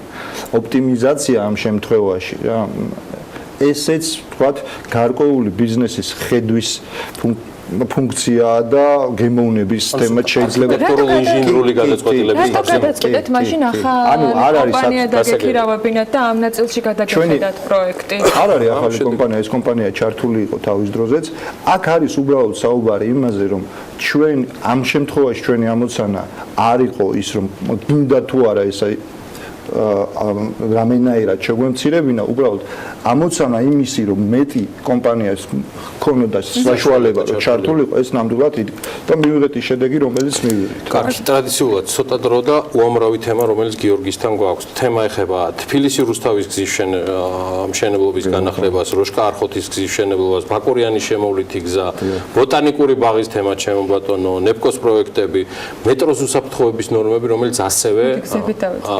ტრადიციულად მუნიციპალური განვითარების ფონდის ქვეშ იყო და ანას რაღაცით უნდა დაწყება რომელიც მე ვერ გავიგე. გზებით დავიწყოთ. გზებით, კი ბატონო, დავიწყოთ გზით. მე მაინც ლოგიკურ მას უფრო ალბათ ენერგოეფექტური ნეფკოს პროექტთან ვხედავ. ორი სიტყვით გეტყვი უბრალოდ, იმიტომ რომ მართლა ძალიან სასიამოვნო სიახლეა საქართველოსთვის. ესა გახლავთ ამ ეტაპზე პირველი პრეცედენტია და 4 ივლისს გაფორმდა ეს ხელშეკრულება ჩვენ შორის, ჩვენსა და ნეფკოს პროექტ შორის, რაც გულისხმობს დაახლოებით 25 საჯარო შენობის მოდერნიზაციას და ენერგოეფექტური გადაწყვეტებით აღჭურვას. 5 მილიონი ევროს სესხის კომპონენტიც არსებობს, გრანტის კომპონენტიც დაახლოებით 60% სესხია და დანარჩენი საგრანტო ელემენტი სახსრები გახლავთ, დიახ და პრაქტიკულად ყველა რეგიონი მოიცვა საქართველოსი, მათ შორის თბილისში, ეს არის სკოლები, ეს არის სახელმწიფო სხვადასხვა დაწესებულებები, სადაც მოხდება აბსოლუტურად რენოვაცია. ობიექტი, ხო? ჯამში 25 ობიექტია, ეს წინასწარი ლისტი არსებობს, რაზეც იმუშავა საქართველოს მთავრობამ და შესაბამისმა წარმომადგენლებმა ნეფკოსი და შესაბამისად ამის რეალიზაცია 2018-20 წლის განმავლობაში იგეგმება. 2018-20, კი ბატონო. ეხლა უკვე შეგვიძლია ანას ოცნება და გადავილაპარაკოთ გზებზე. შენი ოცნებაც ხო უნდა ახდეს ამ ეთერში და რომელი გზით დავიწყოთ პირველი რას ფიქრობთ ანუ ამ შემთხვევაში თქვენთვის პრიორიტეტული ვიცი რომ ყველა გეოგრაფიულად გავყვეთ მაშინ და რუსთავის გზით დავიწყოთ ვადები პრინციპში ჩვენ განუხილეთ კიდეც ვიდრე მოვალეობის შემსრულებელი ხავდა მუნიციპალური განვითარების ფონდს რამე ცვლილება ხომ არის და დღეს რა ეტაპზე ვართ არა მოგეხსენებათ ეს გზა ძალიან მნიშვნელოვანი არტერია რომელიც დააკავშირებს ორ დიდ ქალაქს პირველ რიგში და განტვირთავს იქ არსებულ სიტუაციას. ორი ეტაპი დასრულებულია და ეხლა მესამე ეტაპზე მიდის მუშაობა. ინტენსიურია, მე პრაქტიკულად ყოველდღიურად ჩართული ვარ ამ პროექტში, იმიტომ ერთ-ერთი ყველაზე მსხვილი პროექტია, რომელსაც მუნიციპალური განვითარების ფონდი ახორციელებს. მან გახლავთ ყველაზე ალბათ სენსიტიური თემა, რომელიც არის მოსახლეობასთან დაკავშირებული. და არ დაგიმალავთ, რომ პრაქტიკულად ყოველდღიური კავშირი. გუშინაც რამე გადაწყვეტა ნაპოვნია, ჩვენთანაც იყვნენ სტუდიაში გამიჭირდება ამის ეხლა აღწერა და თქმა, თუმცა ამაზე ძალიან ინტენსიურად მუშაობთ ნამდვილად. მე გეტყვით, რომ ამ ხალხის პრობლემის და ეს ცოტა განსხვავებული კატეგორია, ასე ვთქვათ, საკმაოდ მოწყვლადი ჯგუფია ჩვენი მოსახლეობის. ამ ხალხის პრობლემის დაკავშირება სამწუხაროდ გზასთან ეს პრაქტიკულად შეუძლებელია. ანუ გზა დამოუკიდებელი ერთეულია და ამ ხალხის პრობლემა დამოუკიდებლად არსებობს, ასე ვთქვათ. გზა გაივლის თუ არ გაივლის, ამ ხალხს ის პრობლემა აქვს, რომელიც აქვს. შესაბამისად, ჩვენი სამინისტროს კომპეტენციებს ცდება ეს პრობლემატიკა, რომელიც არსებობს რეალურად და ჩვენ ვცდილობთ აბსოლუტურად სხვა სამთავრობო უწყებებთან რომ ვიპოვოთ გამოსავალი, ვნახოთ რაღაცა გზები, როგორმე ამ ხალხის პრობლემა მივიტანოთ მათთან და შესაბამისი გადაწყვეტას სტატუსი რომ თქვათ ამ საკითხის ის განხილვის სტადიაშია, მეცაც გეტყვი დღეს თქვენ განავწავო პრაქტიკულად რამოდენიმე საათში გუშინაც ჰქონდა შეხვედრები, ანუ თითოეულ ჯგუფს მანდ რამოდენიმე სადარბაზოა, რამოდენიმე შენობაა, თითოეულ ჯგუფს ინდივიდუალურად ჯერ ერთადაც შევხვდით, მე და ბატონი გრიგოლ კაცია და გიორგი, ინდივიდუალური შეხვედრები თვითონ როგორ უყურებს? მომავალ წელს უნდა მომავალ წელს თავდება, ანუ 2019. კარგი, მოდი გადავიდეთ როშკა არხოთის გზის მშენებლობაზე, მე აგირებ ცოტა გეოგრაფიას და ისე მივყვები ამას ყველაფერს. როშკა არხოთის გზასთან დაკავშირებით ასევე მინდა დავაანონსო და გელოდებით 20 ივლისს გარდა იმისა, რომ ჩემი დაბადების დღეა, თურმე აღმოჩნდა რომ არის რომელიც მე არ ვიცოდი სამწუხაროდ უნდა ვაღიარო ათანგენობა, რომელიც არის იმ კუთხისთვის ძალიან დიდი დღესასწაული იწყება და გარკვეული პერიოდის ერთი კვირის განმავლობაში გრძელდება. იყო საუბარი და არ ვიცი როგორ გითხრათ ახლა ნეგატივის მოსმენა ყოველთვის უფრო სიამოვნებს ეთყობა მაინც ხალხს თუ მოხსენებელს, არ ვიცი ოპონენტს ტირაჟირებადია, მაგრამ მერწმუნეთ რომ მოკლედ იყო ამაზე საუბარი, რომ ვერ გაივლით, აი ესეთი ამბავია, დღესაც მანქანით უკვე შესაძლებელია, მაღალი გამავლობის მანქანაზე მაქვს საუბარი იქ ჩასვლა, ეს ნიშნავს, რომ პირიქით ხევსურეთი დაკავშირებულია და ათანგენობას გეპატიჟებით იქ ჩვენ ვაპირებთ 21-ში, გახსნაზე არა 21-ში გეგმავთ რომ წავიდეთ, ჩავიდეთ და რა ვიცი შეგიძლიათ შემოგვიერთდეთ, ერთად აღვნიშნოთ ეს ჩვენი დღესასწაული არხოთის ხეობაში. ბაკურიანის შემოვლითი გზის ამბავით რომელიმე თქვენს იუბილეს ხوار დაუკავშირეთ. რა ეხა ესე გამოდის. კარგია, რატო? გავცვალოთ აქ რაღაცას, ბევრი ხალხი ვარ სტუდიაში.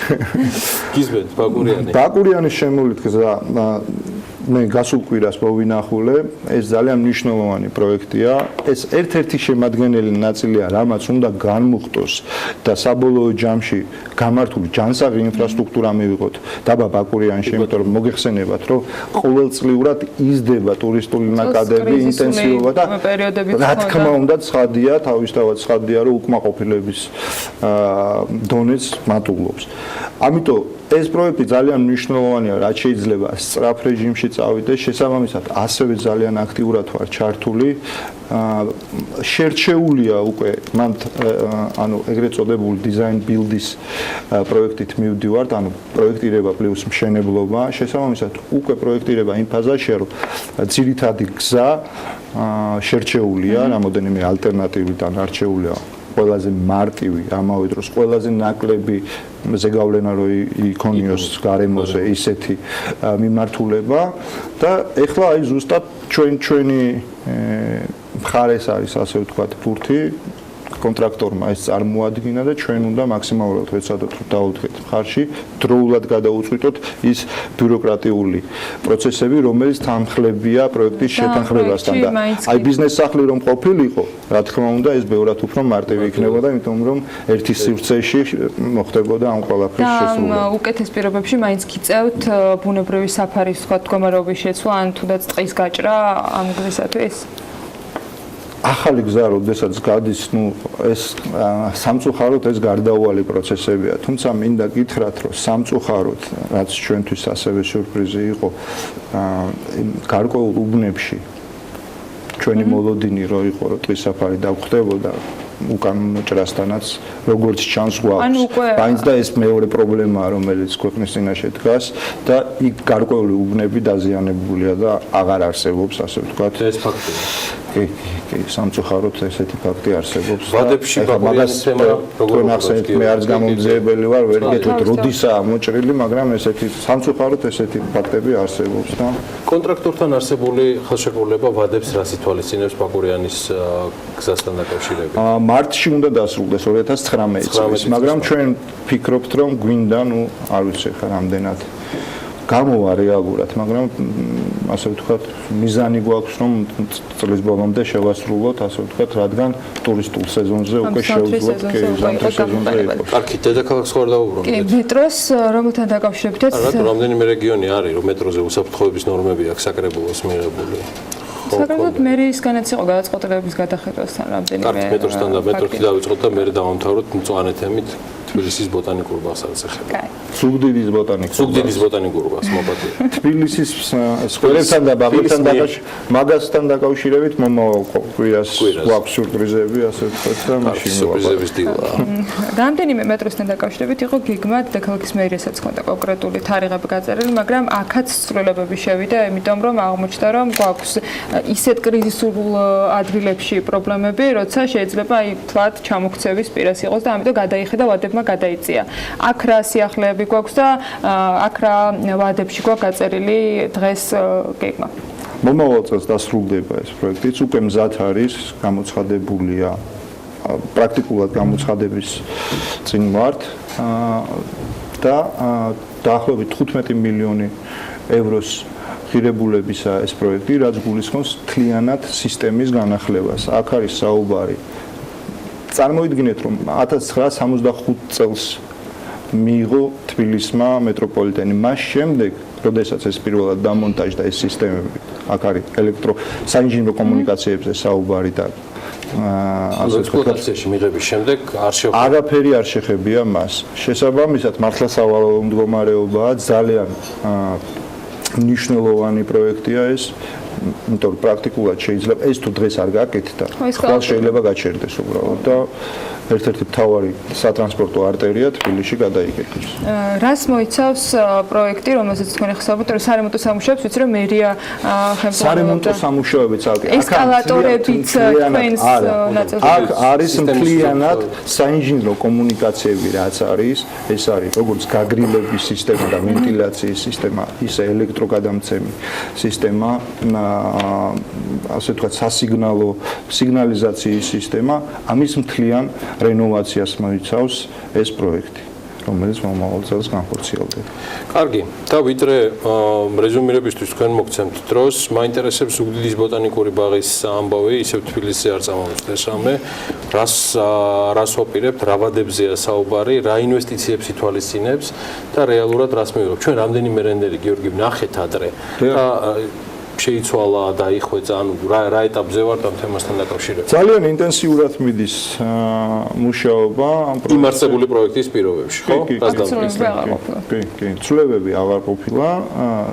ძალიან საინტერესო პროექტია. მე ვფიქრობ, რომ ისედაც ძალიან კოლორიტულ ქალაქს ძალიან მნიშვნელოვანი ნაწილი განუახლდება, ასე ვთქვათ, ახალ სიცოცხლეს შესძენს. მე თვითონ, ასე ვთქვათ, საჯარო სამსახური ეს ჩემთვის პირველია, ასე ვთქვათ, თუ არ ჩავთვლი სახელმწიფო სამშენებლო კომპანიას, მაგრამ მან მაინც უფრო დანარჩენი ბიზნესიდან მოვდივარ, ამიტომ მე ვფიქრობ, რომ ძალიან კარგ საშუალებას ქმნის ბიზნესის განვითარებისთვის, როგორც წვრილი ბიზნესის, ასევე საშუალო. და ვფიქრობ, რომ მართლა ახალი სიცოცხლე იქნება ზუგდიდისთვის. ძალიან ინტენსიური მუშაობა მიდის, მე ვფიქრობ, რომ წლის ბოლოს ეს პროექტი დასრულდება და მივიღებთ ძალიან მნიშვნელოვან ობიექტს, რომლის ჯამურიღირებულება $12 მილიონ შეადგენს. უნიკალურია თავისი მოცემულობით თვითონ ბოტანიკური ბაღი და ამავე დროს ძალიან როგორ გითხრათ, აი ძალიან კარგი ელემენტები ემატება, რომელიც ძალიან ატრაკტს. მე ვფიქრობ, რომ აბსოლუტურად ყველა ტურისტულ მარშრუტში ის ჩაჯდება. კი, სვანეთში მიმავალი ადამიანები გამორიცხულია, რომ იქ არ გაჩერდეს. წინვალე ადგილი იყო და ეხლა დარწმუნებულია, რომ კომიმზიდველი გახდება. ნამდვილად. გიორგი, რამდენიმე კვირაა რაც შეუდექით?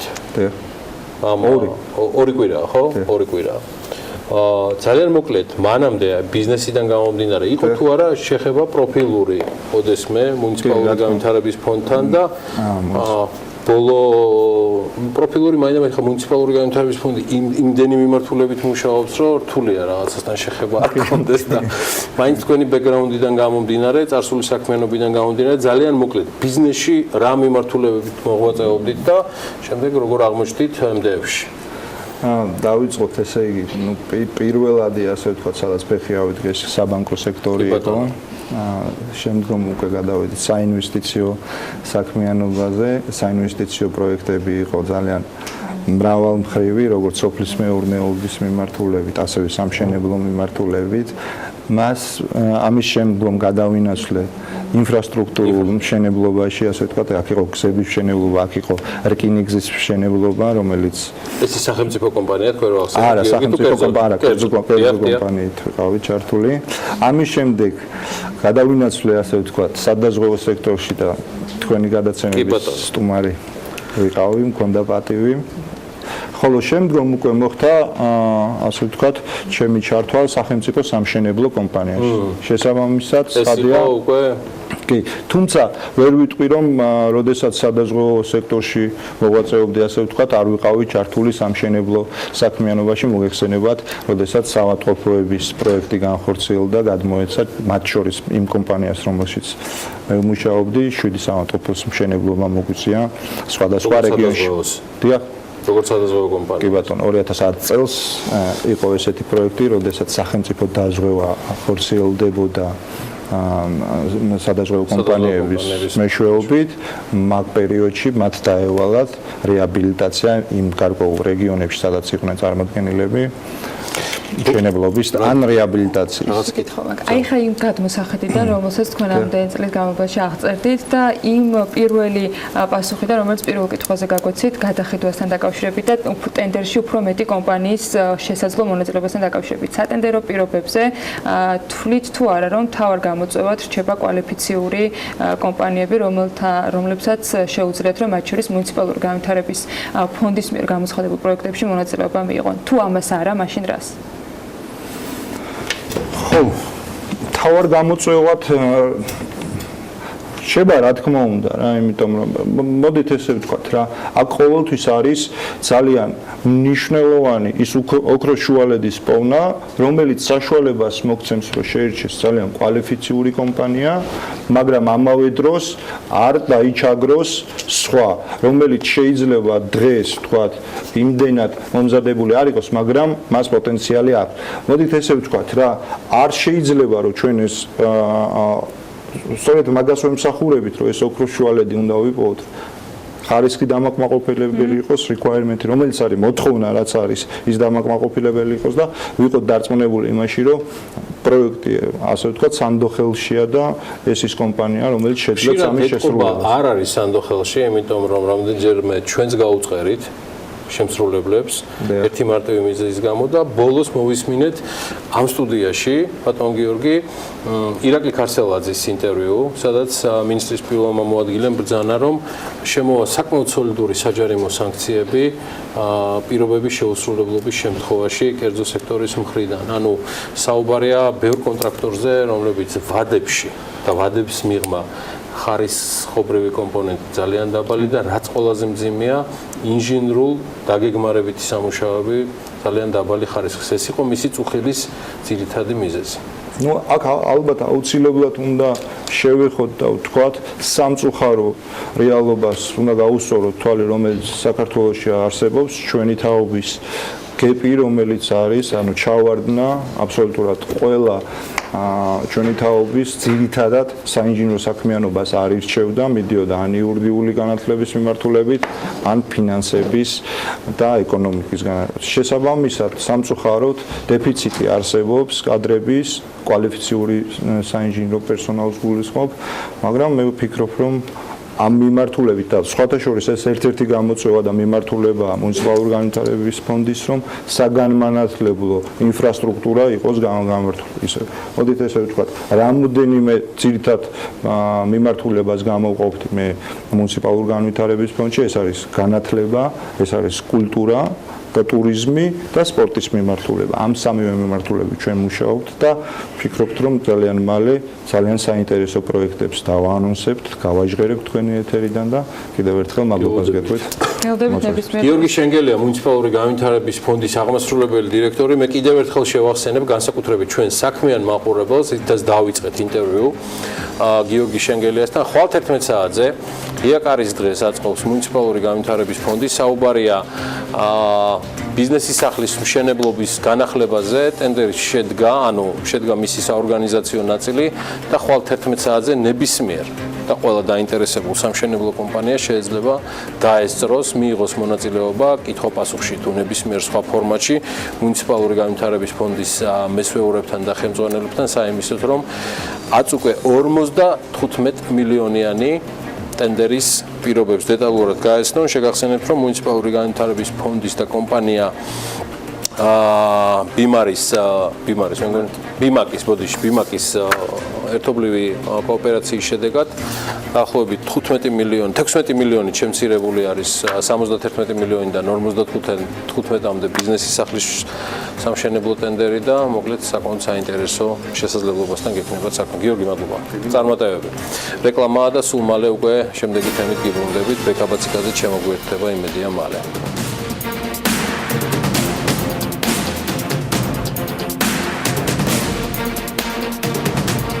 რეკლამის შემდეგ დავბრუნდით საქმიანი დილით პირდაპირ ეთერში. ბეკაბაციკაზე შემოგვიერთდა და ახლა სტუმართან ერთად გავაგრძელებთ საუბარს. დილა მშვიდობის ბეკა. მთავრობის განახლებული შემადგენლობის ახალი წევრები კაბინეტებში უკვე შევიდნენ. პირველ გადაწყვეტილებებს მათგან და გეგმებს უახლოეს მთავრობის ხდომაზე ალბათ უკვე მოვისმენთ, თუმცა ვიდრე საქმის შეფასების საშუალება იქნება, ისევ პროგრამის შესახებ და პარლამენტში მოსმენელი ხედვების შეფასებას ვაგრძელებთ. ვასვენძლობთ ირაკლი ერაძეს. დილა მშვიდობის ბატონო ირაკლი, მადლობა გადაცემის შემოგვიძანებისთვის. ასაწყისში ზოგადი შეფასება იმ ხედვების, ფრაზების, სიტყვების პროგრამის, რომელიც პარლამენტში და პარლამენტამდე მოვისმინეთ. ხო, ჯერ მარტო იმის საშუალება გვაქვს, რომ შევაფასოთ ხოლმე ზოგადი განცხადებებით, ზოგმა პროგრამასაც ჩავხედეთ, ძირითადად ცოტა ხუმრობით ვიტყვი დილა და პოზიტიურად დავიწყებ, ესე ვთქვათ, უცხო სიტყვათა ლექსიკონი შეიძლება დაგჭირდეს, რომ გაერკვე ზოგადად რაშია საქმე, მაგრამ ძირითადად მაინც ჩემი აზრით თავარი მიმართულებები რაც ჩანს, მიუხედავად იმისა, რომ კეთდება გარკვეული ხასიათის, ესე ვთქვათ, მემარცხენეული განცხადებები ზოგიერთი წარმომადგენლებისგან, ძირითადად დეპუტატებისგან, მე მაინც ხედავ ამ ახალ მინისტრთა კაბინეტში იმის პოტენციალს, რომ უფრო მემარჯვენე მიმართულებით და რაღაც უფრო ხისტი ძირითადად პრემიერ-მინისტრს, კი, ძირითადად პრემიერ-მინისტრს იყო თუ არა ერთმანეთის შემავსებელი და თავსებადი განცხადებები, სწორედ პრემიერ-მინისტრის განცხადებას მინდა გამოეხმაურო და ფინანსთა და ეკონომიკის მინისტრების მიერ წარმოდგენილი პროგრამები, ის ხედვები, რომელიც მათ უფრო მეტად კითხვებზე პასუხისას ჰქონდათ. ანუ ისინი საუბრობენ იმას, რაც პროგრამაში წერია, ანუ ხედავთ ამაში საერთოს და განსხვავებებს? ძირითადად უფრო წინააღმდეგობაში მოდის, მაგალითად, როდესაც ეკონომიკის მინისტრის განცხადება ძირითადად მის, ესე ვთქვათ, მეინსტრიმ პაპატოს თუ შევხედავთ, კი გასაგებია ინკლუზიური განვითარება ეკონომიკის, მაგრამ ამავე დროს ის ამბობს ესეთ რამეს, რომ უნდა მოხდეს თანაბარი გადანაწილება შემოსავლის. ხა ინკლუზიურობა და თანაბარი გადანაწილება ეს ცოტა სხვადასხვა მიმართულება. ეს ერთი მეორეს არ ნიშნავს, ესე ვთქვათ. გარდა ამისა, ეკონომიკის ფინანსთა მინისტრის განცხადებები, რომელმაც ესე ვთქვათ, ძირითად მიმართულება დახაზა წარმოჩინა ეს დიჯიტალიზაცია, გაციფრულება, კი, გაციფრულება ძალიან კარგია, აუცილებელია, დაგვიანებულიც არის ზოგადად სოფლიო შეიძლება ითქვას, რომ ეს წარსულიც კია, მაგრამ თავარი მიმართულების განსაზღვრა ეს სამინისტროსთვის მე არ ამგონია ფინანსთა მინისტრი უფრო აქცენტს უნდა აკეთებდეს და ასე ვთქვათ პრემიერ-მინისტრის ძირითად განცხადებებს აბავდეს მისი დარგის მორგებას, ესე ვთქვათ, ნაკლები ვალის აღებაზე მეტი უნდა ისაუბროს, აი ვალის სტრატეგიაზე საუბრობთ, რომელიც წლებია ხო დაახლოებით წელიწად ნახევარია რაც ელოდება თქო ვალის სტრატეგიის გამოქვეყნას, მაგრამ ეს ვალის სტრატეგიაც არის, ანუ ამაზე უნდა გააკეთოს აქცენტი, მან პირველივე პრესკონფერენციაში შეიძლება არ გააკეთო და გაციფრულებაზე იმიტომ ისაუბრა, რომ თქო მეერე გეგმავს რაღაც სტრატეგიის განვითარებას, მაგრამ ეს გაციფრულება, დიჯიტალიზაცია რამდენად არის, თქვენ ამას ამბობთ, რომ არ არის პრიორიტეტი ფინანსთა მინისტროსთვის? თავარი პრიორიტეტი არ უნდა იყოს, თორე პრიორიტეტი ერთ-ერთი პრიორიტეტთაგანი უნდა იყოს გაციფრულება, იმიტომ რომ ეს საბოლოო ჯამში, ასე ვთქვათ, სახელმწიფო უწყებები საქმიანობის სიჩქარის უფრო ესე ვთქვათ, უფრო აჩქარებს, უფრო მოქნის ხდის. გარდა ამისა, მაგალითად, ფინანსთა პრემიერ-მინისტრის განცხადება იმის, რომ უნდა გაუქმდეს რაღაც სიპები, აიპები და ასე შემდეგ და უნდა მოხდეს აუთსორსზე გატანა გარკვეული მომსახურებების. ასეთ შემთხვევაში ამასაც უნდა ეხმაურებოდეს ფინანსთა მინისტრი, თუნდაც ზოგადი განცხადებით, რაც მე მაგალითად ვერ მოვისმინე. IT სფერო არის ყველაზე კარგი მაგალითი ამის, ვთქვათ, რომ საქართველოში უკვე არსებულ IT კომპანიებს თავისუფლად შეუძლიათ შეთავაზოს მომსახურება ამ სამინისტროებს და ეჭვმეპარება, რომ უფრო იაფად ვიდრე სამინისტროები თვითონ ბიუჯეტის თანხებს ხარჯავენ, იმიტომ რომ კონკურენციაც არის გარკვეულწილად.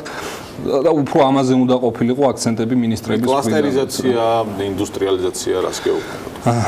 ინდუსტრიალიზაცია ზოგადად ესე ვთქვათ ოპოზიციურმა პარტიებმა ცოტა გააშარჟეს, მაგრამ ინდუსტრიალიზაცია ცუდი ზოგადად არ არის. ინდუსტრიალიზაცია მოიაზრებს რეალურ ეკონომიკის სექტორში გარკვეულ განვითარებას და გარკვეულ წინსვლას, მაგრამ კიდევ ერთხელ ეს არ უნდა მოხდეს რაღაც სახელმწიფოს მიერ რაღაც ფულის ხარჯვის შედეგად. ეს უნდა შეიქმნას უბრალოდ გარემო ისეთი, რომელიც უზრუნველყოფს, რომ ბიზნესმა მოახერხოს თვითონ ახალი რეალურ სექტორებში ახალი მიმართულებების გაჩენა. ამას ეხმაურება მაგალითად პრემიერ-მინისტრის განცხადება პირდაპირ, რომ ტრანსნაციონალური კომპანიებისთვის საკმაოდ საინტერესო გადასახადების შეღავათების შეთავაზება. კლასტერიზაციას რაც შეეხება, კლასტერიზაცია ჩემი აზრით ბუნებრივად არ მესმის სახელმწიფომ მთავრობამ. ხო, აი რა ფული უნდა დახარჯოს, რომ კლასტერიზაციები, კლასტერები შეგნას. გუშინ საქმის კურსში ვისაუბრეთ ამ თემაზე, სოფლის მეურნეობის მაგალითად კოოპერატივები შეიქმნა, დაიხარჯა მილიარდები, მაგრამ რეალურად წილი თქვათ მთლიანში და პროდუქტში მცირდება, ნუ ინვესტიციები რომ მცირდება, ანუ ესეც აი ამან არ გამოიღო რეალურად ხო შედეგი. ხო, იმიტომ რომ ეს კიდევ ერთხელ ვამბობ ხელოვნური, ხა მაგალითად კოოპერატივების მიმართულებით საკმაოდ ისე ხშირად მოყავს ხოლმე მაგალითი თაფლის მრჩეველთა კომიტეტმა მიიღო გადაწყვეტილება, რომ შეიქმნას თაფლის საბჭო, რომელმაც თავის მხრივ რაღაც გადაწყვეტილება მიიღო თუ კომიტეტმა, მანამდე არ ვიცი, გორში შენდება რაღაც 2 მილიონამდე იხარჯება თაფლის გადამუშავებული ქარხანა, რომელიც შემდეგ გადაეცემა კოოპერატივებს, რომლებიც 8 წელს განმავლობაში ამას გამოისყიდიან 600 თუ 800.000 დოლარი. ანუ რისი თქმა მინდა, რომ ხელოვნურად ნებისმიერ სფეროში, ნებისმიერ მიმართულებით, ეკონომიკური მიმართულებით რაიმეს შექმნა ან ინდუსტრიალიზაციის ან კლასტერიზაციის, არ მე მგონი შედეგის მომტანი არ არის. ბუნებრივად როგორ უნდა დაეხმაროს სახელმწიფო მაშინ სოფლის მეურნეობას, რა უნდა უშვებს. ბუნებრივად შეეშვას შეიძლება უარი შედეგი მიიღოს. კონკრეტული მოკლევადიანი რაიმე ესე ვთქვათ ფორმულა ამისთვის არ არსებობს, რომ სოფლის მეურნეობას ვნახეთ ყველაფერი, ხო, პირდაპირ სუბსიდიებიც ვნახეთ, არ გაამართლა. კოოპერატივებიც ვნახეთ, ხედავთ როგორი სიტუაციაც არის. მთავრობის თავარი ესე ვთქვათ, საქმე უნდა იყოს, რომ კიდევ ერთხელ გარემო შექმნას ისეთი, რომელიც გამოიწვევს აი თუნდაც ინდუსტრიალიზაციის ბუმს, კლასტერების შექმნას, დივერსიფიკაციას ეკონომიკის და ასე შემდეგ. ზოგადად ყბადაღებული UNICEF-ის თემა მოისმინეთ ამ პროგრამის წარდგენის შემდეგ მათ შორის უკვე ყოფილი პრემიერის და მისი გუნდის წევრების კრიტიკა იმასთან დაკავშირებით, რომ ესტონურმა მოდელმა ბევრი პრობლემები შეექმნა, მოუწიათ იგივე აქციზის გაზრდა, ამან გაზარდა ინფლაცია, გააძვირა ცხოვრება და ასე შემდეგ. თქვენ რა დაინახეთ ამ პროგრამაში? ცოტა უფრო ფართო ხედით გადავხედოთ, თუნდაც იგივე სოფლის მეურნეობის თემატიკიდან გამომდინარე, თქვენ რა დაინახეთ, რა სტრატეგიას ცვლის მამუკა ბახტაძის მინისტრთა კაბინეტი? სტრატეგიან საერთო ხაზი რაში ამოიკითხეთ? სტრატეგიის ცვლილება ძირითადად არის, როგორც აცხადებენ, რომ პრიორიტეტი უნდა იყოს ადამიანი. ხო? ასეთ შემთხვევაში ძირითადი სტრატეგიის ხაზის ცვლილება, ისევ ამბობ, ჩემი აზრია, მხოლოდ მე ვხედავ იმაში, რომ ქართული ეკონომიკა გადადის რაღაც გარკვეულ ახალ ერთსებზე, სადაც მიღებული იქნება გარკვეული ხისტი გადაწყვეტილებები. არ იქნება ჩემი აზრით განცხადებების დონეზე რაღაც კი გვესმის, მაგრამ ჩემი აზრით არ იქნება ძირითადი მიმართულება, რომ აიჩიოს რაღაც სექტორი, იმას მიხედოს და აფინანსოს ასე შემდეგ.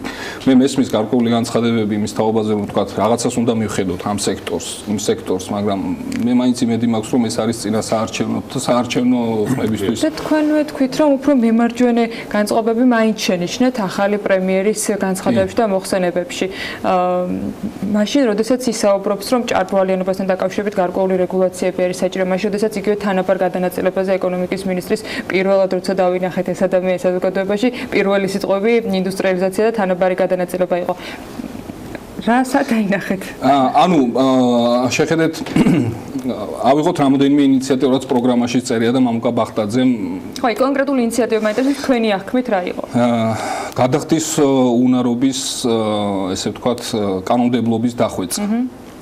აბსოლუტურად მემარჯვენეული მიდგომა, იმიტომ რომ ადამიანების საკმაოდ და კომპანიების მათ შორის დიდი რაოდენობა მოქცეულია ამ გადახდის უნარობაში და ისინი ვერ ახერხებენ გაკოტრების. ხო. ეს ერთი კომერციული პალატების იმაზე, როცა ის ამბობს, რომ უნდა იყოს საერთაშორისო რეიტინგებში საქართველოს დაწინაურებული და ეს ერთ-ერთი პუნქტია, რომელიც ჩვენ უკან გვხვდება. და რომელიც სხვათა შორის აი ეგრეთ წოდებული ჭარბვალიანობის თემას უფრო მეტად აგვარებს, ვიდრე თქვა ბანკების შეტევა და ესე შემდეგ. მეორე კომერციული საქმეების პალატების ჩამოყალიბება და მისი განვითარება სასამართლო სისტემაში, რომელიც კომერციული და ბიზნეს დავების ეს საგეგმელი იყო და თეატრალურმა ჯერ კიდევ გარდამავალი მთავრობის წარდგენისას თქვა, რომ უკვე არსებობს კანონპროექტი მართალია ამას საერთოდ. ხო, მაგრამ მე უყურეთ რას ვამბობ, ხისტი მიდგომა და უფრო დაჩქარება ამ რეფორმების. ეს მეორე. კიდევ ერთხელ ტრანსნაციონალური კომპანიებისთვის როგორც ვიცი, იგეგმება საერთოდ ნულოვანი განაკვეთის დაწესება. აი ეს სამი ძირითადი მიმართულება მაძლევს მე საშუალებას. ხო, რაც უფლებას ესე თქვა, რომ უფრო მამუკა ბახტაძეს მარჯვნივ იყურება, მაგრამ კიდევ ერთხელ ეს ბანკების მიმართ იმედი მაქვს, ეს იყო ცოტა პოპულიზმნარევი, მოსახლეობაზე გათვლილი და ასე შემდეგ. მოსახლეობამ როგორ გაიგო პარლამენტში გაკეთებული განცხადებები? მცირე გამოკითხვა ჩავატარეთ, რა თქმა უნდა, ეს არ არის სოციოლოგიური გამოკითხვა, მაგრამ მათ მოусმინოთ, რა განცხადებები დაამახსოვრდათ და რას ფიქრობენ ახალი პრემიერ-მინისტრის მთავრობაზე და მის წევრებზე. ტექნოლოგიები და ინოვაციები საჭიროა, თუ ადამიანის განვითარება უნდა და რაღაც წინ რაღაც ნაბიჯი გადადგას და უნდა რომ განვითარდეს, თავისთავად მისასალმებელია. პენსია უნდა გაიზარდოს. პენსია დარჩა 6 წლის. რაც იყო მიშას პერიოდში ის დარჩა და ახლა ესენი თუ არ ეკონომიკაში თუ გაძლიერდა, პენსიაც უნდა გაძლიერდეს. უნდა წამოიწიოს ეკონომიკა. ძალიან თქვენ თუ ხართ დასაქმებული? არა, მე არ ვარ დასაქმებული. აი, რო იყოს საშუალება რისი სათხედავთ თქვენ თავს, თქვათ, რაზე მუშაობა შეგვიძლია? ნუ იცით, მე სასოფლო-სამეურნეო უნივერსიტეტი მაქვს დამთავრებული. დღესდღეობით შეგიძლიათ რაიმე ამ მიმართულებით მუშაობის დაწყება თუ გესაჭიროება ტრეინინგები გადაგება? რა თქმა უნდა, ტრეინინგი მესაჭიროება, იმიტომ რომ მე დიდი ხანი არ მიმშავე და თანაც ახლა უკვე ესეთი სიტუაციებია. ყოველ წელს ყველაფერი იცვლება. ესეთი პროგრამებია, ჩვენ თუ ვაკანსიები არ გავიარეთ, ჩვენმა თაობის ხალხმა, ახალი მეთოდით შეიძლება ვერაფერზე ვერ შეძლო. პირველი შემგრეძლობა და სოფლის მეურნეობა. ამუშავდა სოფლის მეურნეობა და რა თქმა უნდა პირველ რიგში საბანკო სისტემას, რომ ეს ხალხი ესრე გაჭირვებაში არ იყოს. უნდა გააკეთოს ხელისუფლება, მაგალითად საბანკო. რა თქმა უნდა ჯერ დაუწიოს ამ პროცენტებს. მე ვერაფერს ვერ ვხედავ ისეთ მნიშვნელოვან ძროებს, ასე რომ მარტო რჩება ბლა ბლა ბლა. მე მომხრევ ვარ იმის, რომ ყველაფერი დაიწყოს სამართლებრივი პოზიციებიდან, იმიტომ რომ სახელმწიფოს საფუძველი არის სამართალი, სამართლის გარშე სახელმწიფო არ იქნება. და მერეა ზედნაშენი ეკონომიკაც, პოლიტიკა, ეკონომიკა და სოფელიც და ხავის მოდუღების წესიც. მე ველოდებოდი, რომ გაცილებით უკეთესი მდგომარეობა იქნებოდა და როგორც უყურებ, გაცილებით უკაცავებით. წისვლას ვერანაირს ვერ ვხედავ. და ვერ შევხედავ მე რატომღაც იმედი არ მაქვს და ეგ არის ყველაზე ცუდი. ალბათ ეს კომენტარები არ არის რაიმე თქვათ სტატისტიკის გამომხატველი, თუმცა შემაჯამებელ კითხვას დაგისვამთ. მოსახლეობაზე გათვლილი იყო სამთავრობო პროგრამა, რომელიც განახლებულმა მინისტრთა კაბინეტმა და ახალმა ხელმძღვანელმა წარადგინეს. ვერ ვიტყვი რომ მთლიანად მოსახლეობაზე გათვლილი იყო ესე ვთქვათ, მაგრამ გარკვეულწილად მოსახლეობის გულის მოსაგებად და ამას არც ვამტყუნებთ შემთხვევაში, იმიტომ რომ მთავრობას მნიშვნელობა არ აქვს ის რომელ ქვეყანაში იქნება, მე მარცხენა იქნება, მარჯვენა იქნება, აუცილებლად ჭირდება მოსახლეობის ხარდაჭერა. 2018 საარჩევნო წელია და ბოლოსკენ მაინც 2019 არის არასაარჩევნო წელი, ხო? ეს ბევრი წელი არ გვაქვს ხომ ეს არასაარჩევნო, როცა საარჩევნები არ ტარდება. ბიუროკრატიის შემცირებაზეა საუბარი, მცირე მთავრობაზე. ეს ადამიანების სამსხვერპლიდან გაშვების გარეშე გამოვა? ვერანაირად ვერ გამოვა ჩემი აზრით, იმიტომ რომ ბიუროკრატიის შემცირება, თავი რო დავანებოთ მის შინაარსთან გაგებას თვითონ სიტყვა ამბობს, რომ სახლში მოუწევთ ადამიანების გაშვება, მაგრამ ამას ჩემი აზრით მოერიდებიან.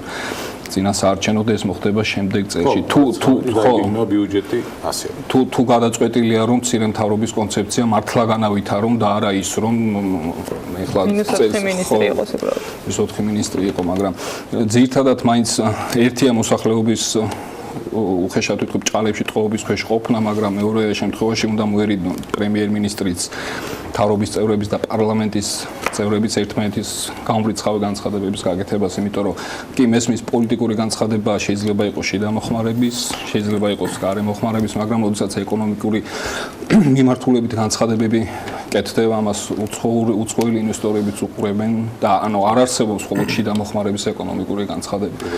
ის აუცილებლად ასახავს პოებს ვიღაცის გადაწყვეტილებაზე.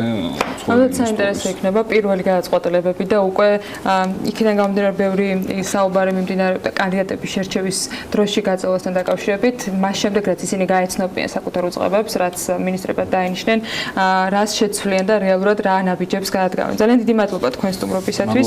დარწმუნებულია რომ დეტალურ და უფრო თემატურ ნაწილზე მომავალში კიდევ არაერთხელ შევხვდებით. ირაკლი ერაძეს ფინანსის თმას მისვლობდით საქმიანი სტუდიაში.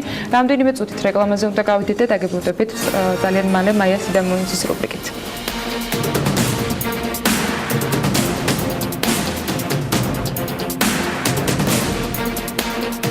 საქართველოში ივნისში 727.385 საერთაშორისო მოგზაურის ვიზიტი განხორციელდა. ტურისტების რაოდენობით ლიდერობს თბილისი და აჭარა. პოზიტიური ტენდენცია ნარჩუნდება ევროკავშირის ქვეყნების მიმართულებებიდან. არც აღმოსავლეთის ქვეყნებიდან სტუმრებს ურჩივით. თუმცა იმის ფონზე, რომ იანვარ-მაისის მონაცემებით მაგალითად ირანიდან ვიზიტორების ზრდა იყო 60.9%, მხოლოდ მაისში ზრდის მონაცემი 46.1%, ივნისში მოწინავე ქვეყნების ჩამონაცვალში ირანი აღარ მოხვედრილა. მიზეზებზე მაია სიდამონიძე სტუმართან ერთად ისაუბრებს. მაია, დილა მშვიდობის და მივესალმები შენ სტუმარს. დილა მშვიდობის ანა, ტურიზმი საქართველოში იზრდება, თუმცა საბაზრო ტენდენციებიც იცვლება. გარკვეული ბაზრები, რომლებიც იყო მთავარი რეალურად კონტრიბუტორი საქართველოს ტურიზმის ინდუსტრიაში, დღესდღეობით შეიძლება იყოს შემცირების გზაზე, თუმცა არის ახალი ბაზრებიც, რომლებიც ემატება ქვეყანას და რეალურად ეს ტენდენციები ბუნებრივი არის, რომ არის ცვალებადი. ჩვენ დღევანდელი სტუმარი ბატონი არაში წარმოგვიდგენს უფრო დეტალურ მიმოხილვას ირანის ბაზართან დაკავშირებით განსაკუთრებით, თუმცა ჩვენ სხვა ბაზრებთან მიმართებაშიც ვისაუბრებთ. Good morning first of all and thank you for being our guest today. My first question would be related to the income source market performance because the hotels are lately დაკავშირებულია სასტუმროებთან, რადგან სასტუმროები ბოლო დროს ხშირ შემთხვევაში გამოთქვამენ is decreasing a bit. What would be your comment? წუხილს იმასთან აკავშირებით, რომ ნაკლები ტურისტი იკავებს მათთან ჯავშნის ადგილებს, დიდი მადლობა მოწვევისთვის, შემიძლია ვთქვა, რომ ცოტა ხნის წინ ჩამოვიდი საქართველოში და ყველა ეს სილამაზე, რომელიც ქვეყანაშია, ძალიან მნიშვნელოვანია. ასევე ჩვენ გვაქვს უსაფრთხოება, ასევე კომპანიის ფარგლებში ჩვენთვის პრიორიტეტია უსაფრთხოება, რაც ტურიზმის ზრდისთვის არის აუცილებელი პირობა, მაგრამ რაც შეეხება შემცირებას განსხვავებულ ბაზრებში, ისეთ ქვეყნებში როგორც რუსეთი, აზერბაიჯანი, სომხეთი, განსხვავებული ფაქტორები ახდენს ამაზე გავლენას, მაგრამ ახლო აღმოსავლეთი ცოტა უფრო განსხვავებული სურათი იხატება და ვალუტის დევალვაცია ისეთ ქვეყნებში როგორც არის ირანი, მაგალითად ხშირ შემთხვევაში გავლენას ახდენს ტურისტების ადამიანების მოგზაურობის მაჩვენებელზე, სტატისტიკაზე, ამიტომაც ირანიდან უკვე ვეღარ ჩამოდის იმდენი ადამიანი, რამდენიც წინათ ჩამოდიოდა, სწორედ ამ სავალუტო მდგომარეობის გამო. მაგალითად, რამდენიმე თვის წინ 3.8 იყო დოლარის კურსი და that's going to affect the power of purchase of people. ახლა ეს კურსის შეცვლილია აუცილებლად მოახდენს შესაბამის გავლენას. არსებობს სხვა ფაქტორებიც, რომელიც მე უნდა აღნიშნო. The price of hotel. მაგალითად, სასტუმროს ღირებულება maybe 5-6 years ago. 5-6 წლის წინ. Only 4 months high season in Georgia. 2 months in Batumi, 2 months in Tbilisi. But thanks God in last couple years it's prolonged up to 6 months in Tbilisi. პერიოდი გქონდა 2 თვე თბილისში, 2 თვე ბათუმში, მაგრამ ეს პროპორციები შეიცვალა. The hotels right now should understand the price sensitivity of ჩემი აზრით კარგად უნდა გააცნობიერონ სენსიტიურობა საფასურის მიმართ. Tbilisi like hotel supply is almost doubling, which means that the competition should cause the decrease of the prices, but it's not happening. კონკურენტუნარიანობა უნდა გამოიწვიოს როგორც წესი ფასის შემცირება სასტუმროებზე, მაგრამ ეს არ ხდება. არა, პირიქით ფასები იზრდება. და ეს იწვევს იმას, რომ შემდგომ უკვე ადამიანები გადადიან სხვა ქვეყნებში. და ისეთი ქვეყნებიც არსებობს, რომელიც თითქმის ნახევარ ფასში აწვდის იმ მომსახურებას ფაქტობრივად, რა მომსახურებასაც აქ ტურისტები იღებენ ორმაგ ფასად. და ეს ართულებს კონკურენტუნარიანობის პირობებს. ასევე გაიცემა ვიზები საზღვრებზე და ხშირ შემთხვევაში ვიზის გაცემისას ზოგიერთ ეროვნების წარმომადგენლებს აქვთ სპეციფიკური პრობლემები ვიზის მიღებისას გასაგები, ანუ ჩვენ ანუ ირანიდან მოდის ხალხი და შემდგომ უკვე როდესაც ისინი ცდილობენ საზღვარზე ვიზის მიღებას, ვერ ახერხებენ ამას და ბრუნდებიან უკან. დიახ, ამის შესახებ რამდენიმე ადამიანი აფიქსირებს ამგვარ მოვლენებს საკუთარ აზრს, რომ ეს არ უნდა ხდებოდეს. რატომ ხდება ასეთი, რატომ არსებობს ასეთი ტენდენცია საზღვრებზე? ჩვენი მხრივ ეს ასე თუ ისე გასაგებია, რადგან საქართველო უფრო და უფრო უახლოვდება ევროკავშირს, ევროკავშირის რეგულაციებს და ასეთი გამკაცრებული სავიზო რეჟიმი ასე თუ ისე გასაგებია. თუმცა ახლო აღმოსავლეთიდან 30%-იანი ზრდა არის ნავარაუდები სექტემბრიდან. Visa facilitation. Ყველამ ვიცით, რომ ვიზა ერთ-ერთი ყველაზე მთავარი მიზანი იყო იმის, რატომ განვითარდა ყველა ეს ბაზარი, დიახ, რა თქმა უნდა. ეს ისტორია იწყება 2010 წლიდან, როდესაც ჩვენ ვიღებდით პირველ ვიზიტორებს ძირითადად ახლო აღმოსავლეთის ქვეყნებიდან. 2014 წელს, როდესაც ვიზა რეგულაციები შეწყდა 2 წლის განმავლობაში ახლო აღმოსავლეთიდან უკვე აღარ შემოდიოდნენ ვიზიტორები. ძალიან მნიშვნელოვანია ვიზა რეგულაცია, ეს ეხმარება ეკონომიკის განვითარებას, ადამიანები უფრო მარტივად შემოდიან, ტურისტები უფრო მარტივად შემოდიან ქვეყანაში და კიდევ ერთი, რაც უნდა თქვა ჩემი როგორც ტუროპერატორის გადმოსახეთიდან, არის ის, რომ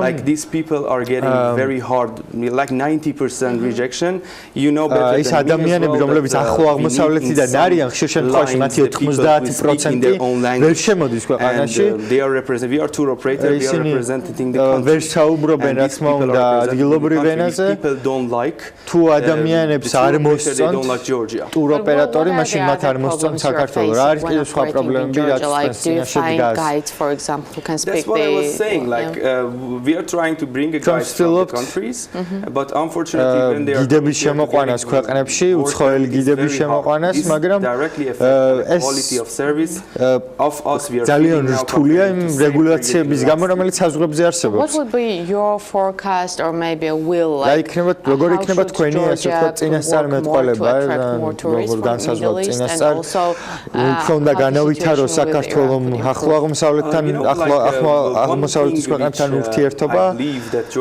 თუ აქცენტი სხვა რეგიონებზე უნდა გააკეთოს. უკანასკნელი რამდენიმე თვის განმავლობაში ჩვენ ძალიან კარგად ვითარდებოდით ამ მიმართულებით, ძალიან კარგი მიღწევები გვქონდა და ეს რა თქმა უნდა იზიდავს ადამიანებს როგორც ახლო აღმოსავლეთის ქვეყნებიდან, ასევე სხვა რეგიონებიდან. Because one of the things is that we're approaching the time limit, but my last question would be one of the problem is that some of the like hotels are complaining that those markets have very low budget. Do you think their spending power is very low or it could improve in the future or maybe we're targeting the wrong segment? ტურისტები დიდი რაოდენობით ფულს არ ხარჯავენ ქვეყანაში. თუ ამ მიმართულებით ყველაფერი რიგზეა.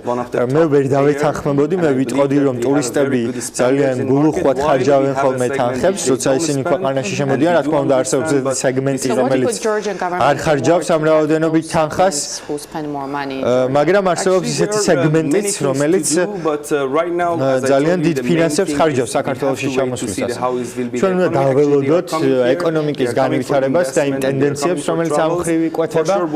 ჩამოდის არაერთი მოგზაური ქვეყანაში, ჩვენ უნდა მოვაწყოთ სხვადასხვა ღონისძიებები, რა თქმა უნდა ეს ტენდენცია არის საქართველოსთვის ძალიან მნიშვნელოვანი. და ჩვენ ბოლო რუბრიკით უკვე თვის ბოლოს შევაგერდებით.